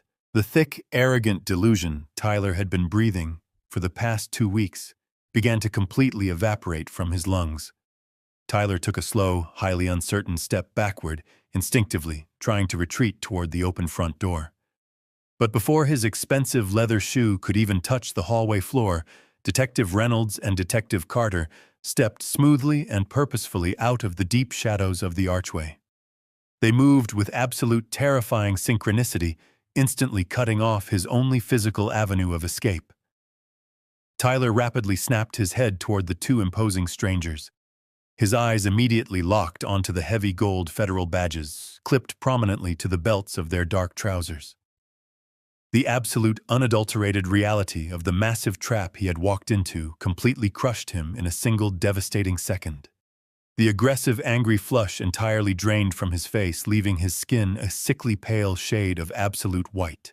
His broad shoulders completely slumped forward, and his hands began to tremble violently at his sides. The incredibly arrogant millionaire executive, who was eagerly planning to steal my family home and run away with his young blonde mistress, completely vanished, instantly replaced by a terrified, pathetic amateur criminal who suddenly realized he was about to lose absolutely everything. Tyler swallowed hard, his Adam apple bobbing frantically in his throat. He desperately tried to forcefully pivot his behavior, attempting to construct a brand new lie to save himself from the inescapable disaster. He forced a weak, incredibly shaky smile onto his pale face. He looked directly at the two federal detectives and stammers, wildly raising his trembling hands in a pathetic gesture of completely fake surrender. He forced out a laugh that sounded like dry, broken glass. He nervously told the detectives that there must be a massive, terrible misunderstanding at the downtown bank today. He claimed that he was just trying to finalize a simple, completely legal real estate transaction to help his aging, confused father-in-law manage his complicated retirement assets. He looked directly at me, his dark eyes silently begging me to play along with his desperate, pathetic charade. He called me Dad, heavily emphasizing the fake family connection, and asked me to please tell the nice officers that everything was completely fine and that we were just handling a private family matter. The sheer, breathtaking audacity of his lie was genuinely incredible to witness. He was actively attempting to manipulate the situation fully, believing his smooth corporate charm could easily confuse two veteran federal investigators. Detective Reynolds did not smile. He did not laugh at the pathetic attempt at manipulation. He simply took a slow, highly deliberate step directly toward my son-in-law, his gray eyes completely devoid of any warmth or patience. Detective Reynolds looked Tyler right in the eyes and stated in a deep, commanding voice that they were not there to discuss a simple banking error. He informed Tyler that they were actively investigating a highly coordinated, massive instance of federal wire fraud, aggravated elder exploitation, and the intentional use of heavily forged legal documents across state lines. The detective words hit Tyler like repeated physical blows to the chest. He physically staggered backward, his expensive leather shoes scraping loudly against the hardwood floor. He realized in that exact, terrifying moment that the police already knew everything. They knew about the fake power of attorney. They knew about the stolen $80,000 deposit. They knew about the $800,000 commercial wire transfer. The trap was absolutely flawless. The steel jaws had violently snapped shut, and I sat entirely silent in my armchair, peacefully watching the arrogant monster completely suffocate under the crushing weight of his own absolute destruction. Detective Reynolds did not waste a single breath on polite introductions or calm negotiations. He stepped directly into the center of my living room, completely invading Tyler's personal space with his massive frame. The veteran investigator began to meticulously list the incredible sequence of devastating federal crimes my son-in-law had aggressively committed over the past 2 weeks. His voice was loud, highly authoritative, and entirely uncompromising. He stated clearly that the Financial Crimes Division possessed undeniable, irrefutable digital evidence of Tyler executing a heavily forged general durable power of attorney to steal a private residential property. To steal a private residential property constituted severe criminal forgery and highly aggravated elder financial exploitation. Tyler physically shrank back with every single word, his brand-new, expensive, tailored suit suddenly looking completely ridiculous and entirely out of place on his violently trembling frame. Detective Carter then stepped forward, standing shoulder to shoulder with his partner, and delivered the absolute final crushing legal blow. He looked Tyler up and down with an expression of pure, unadulterated professional disgust. Carter formally announced that because Tyler had actively used a federally insured banking institution to electronically transfer $800,000 in stolen cash across state lines. The underlying crime was now officially classified as massive federal wire fraud. He made absolutely sure to heavily emphasize the terrifying reality that federal financial crimes carry extremely strict mandatory minimum sentencing guidelines. He looked Tyler right in the terrified eyes and promised him that he was currently looking at a mandatory minimum of 10 to 15 years entirely locked inside a maximum security federal penitentiary. Tyler began to shake so violently that I could actually hear his expensive leather shoes squeaking against the hardwood floor. He gasped loudly for air, his chest heaving rapidly as a full-blown, completely uncontrolled panic attack entirely consumed his physical body. He desperately looked back and forth between Ben, the two massive federal detectives, and me, his eyes wide and silently begging for a miraculous lifeline that absolutely did not exist.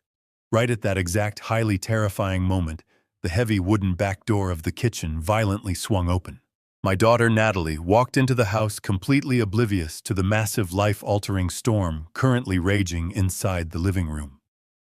I had explicitly asked my neighbor to briefly watch my young grandson Mason at the local winter festival, so Natalie could quickly run home to grab his forgotten heavy winter gloves.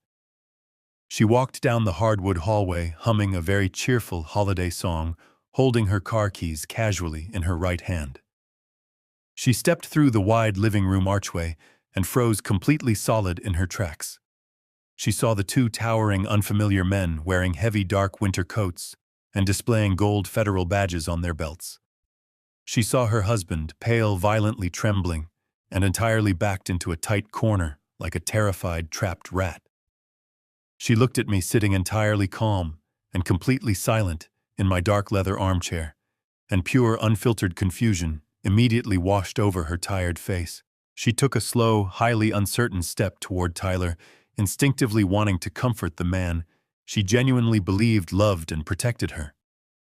But the exact second Tyler saw his wife enter the room, his fundamental, deep-rooted core cowardice completely took over his entire personality. He did not try to protect her from the horrific situation. He did not try to shield her from the massive legal and emotional fallout about to destroy their lives. He instantly raised his shaking right hand, pointed his index finger directly at Natalie, and aggressively threw her right to the hungry federal wolves. He screamed at the absolute top of his lungs that the entire fraudulent real estate scheme was completely her idea from the very beginning. He hysterically lied directly to the federal detectives, claiming that Natalie deeply hated me, that she desperately wanted to forcibly sell the family house to fund her own lifestyle, and that she was the absolute mastermind who had personally forced him to forge the legal documents. He shouted wildly that she had constantly begged him to steal my retirement money so they could save their failing marriage, and that he was simply following her strict demands. Natalie dropped her car keys in absolute shock. They hit the hardwood floor with a sharp, ringing clatter that echoed loudly in the tense room. Her mouth fell wide open in absolute horrified disbelief as she stood perfectly still, listening to her beloved husband actively attempt to send her to a federal prison simply to save his own pathetic skin. I knew it was finally time to completely end this miserable, disgusting charade. I slowly stood up from my comfortable leather armchair. I reached down and picked up the locked black leather briefcase resting quietly near my feet. I carried it across the room and placed it securely on the glass coffee table sitting directly in the center of the living room space. The sharp, metallic clicking sound of the heavy brass latches popping open echoed loudly in the quiet room, instantly drawing everyone's absolute attention. I opened the heavy leather lid and reached inside. I completely bypassed the stack of certified legal documents and pulled out the thick, heavy manila envelope containing the high-resolution, private surveillance photographs. I walked slowly and highly purposefully around the edge of the coffee table until I was standing directly in front of my deeply shocked and entirely paralyzed daughter. Tyler watched my hands incredibly closely, his dark eyes suddenly widening with a brand-new, terrifying realization that I was holding something infinitely more destructive than simple banking records or forged property deeds. I did not say a single word to him. I simply pulled the thick stack of glossy photographs out of the envelope and threw them aggressively onto the glass surface of the coffee table right in front of Natalie. The colorful, highly detailed images scattered wildly across the smooth glass. The very first photograph clearly showed Tyler wrapping his arm tightly and intimately around the waist of his young blonde mistress, inside the polished white marble lobby of the luxury downtown condominium building. The second photograph showed them drinking expensive imported champagne and laughing affectionately together at a highly exclusive romantic restaurant. The third photograph showed him aggressively signing a digital delivery clipboard for tens of thousands of dollars worth of custom Italian bedroom furniture. I looked directly into my daughter, entirely shattered eyes, and delivered the final absolute truth that would completely cleanse my home. I told her in a cold, unyielding, and completely steady voice that Tyler was never planning to buy a new beautiful house for their struggling family. I told her that he had specifically registered exactly 2 secure electronic elevator keys for the $1 million penthouse property, one exclusively for himself and one exclusively for the 24-year-old woman who was currently decorating their new master bedroom. I made absolutely sure she fully understood the sheer breathtaking magnitude of his evil. I explained clearly that her husband was actively planning to let the ruthless corporate developers completely bulldoze our precious family home into the dirt, entirely steal the $800,000 in liquid cash, and permanently abandon her and her innocent young son on the freezing winter streets without a single penny to their names. Natalie stared down at the glossy surveillance photographs, complete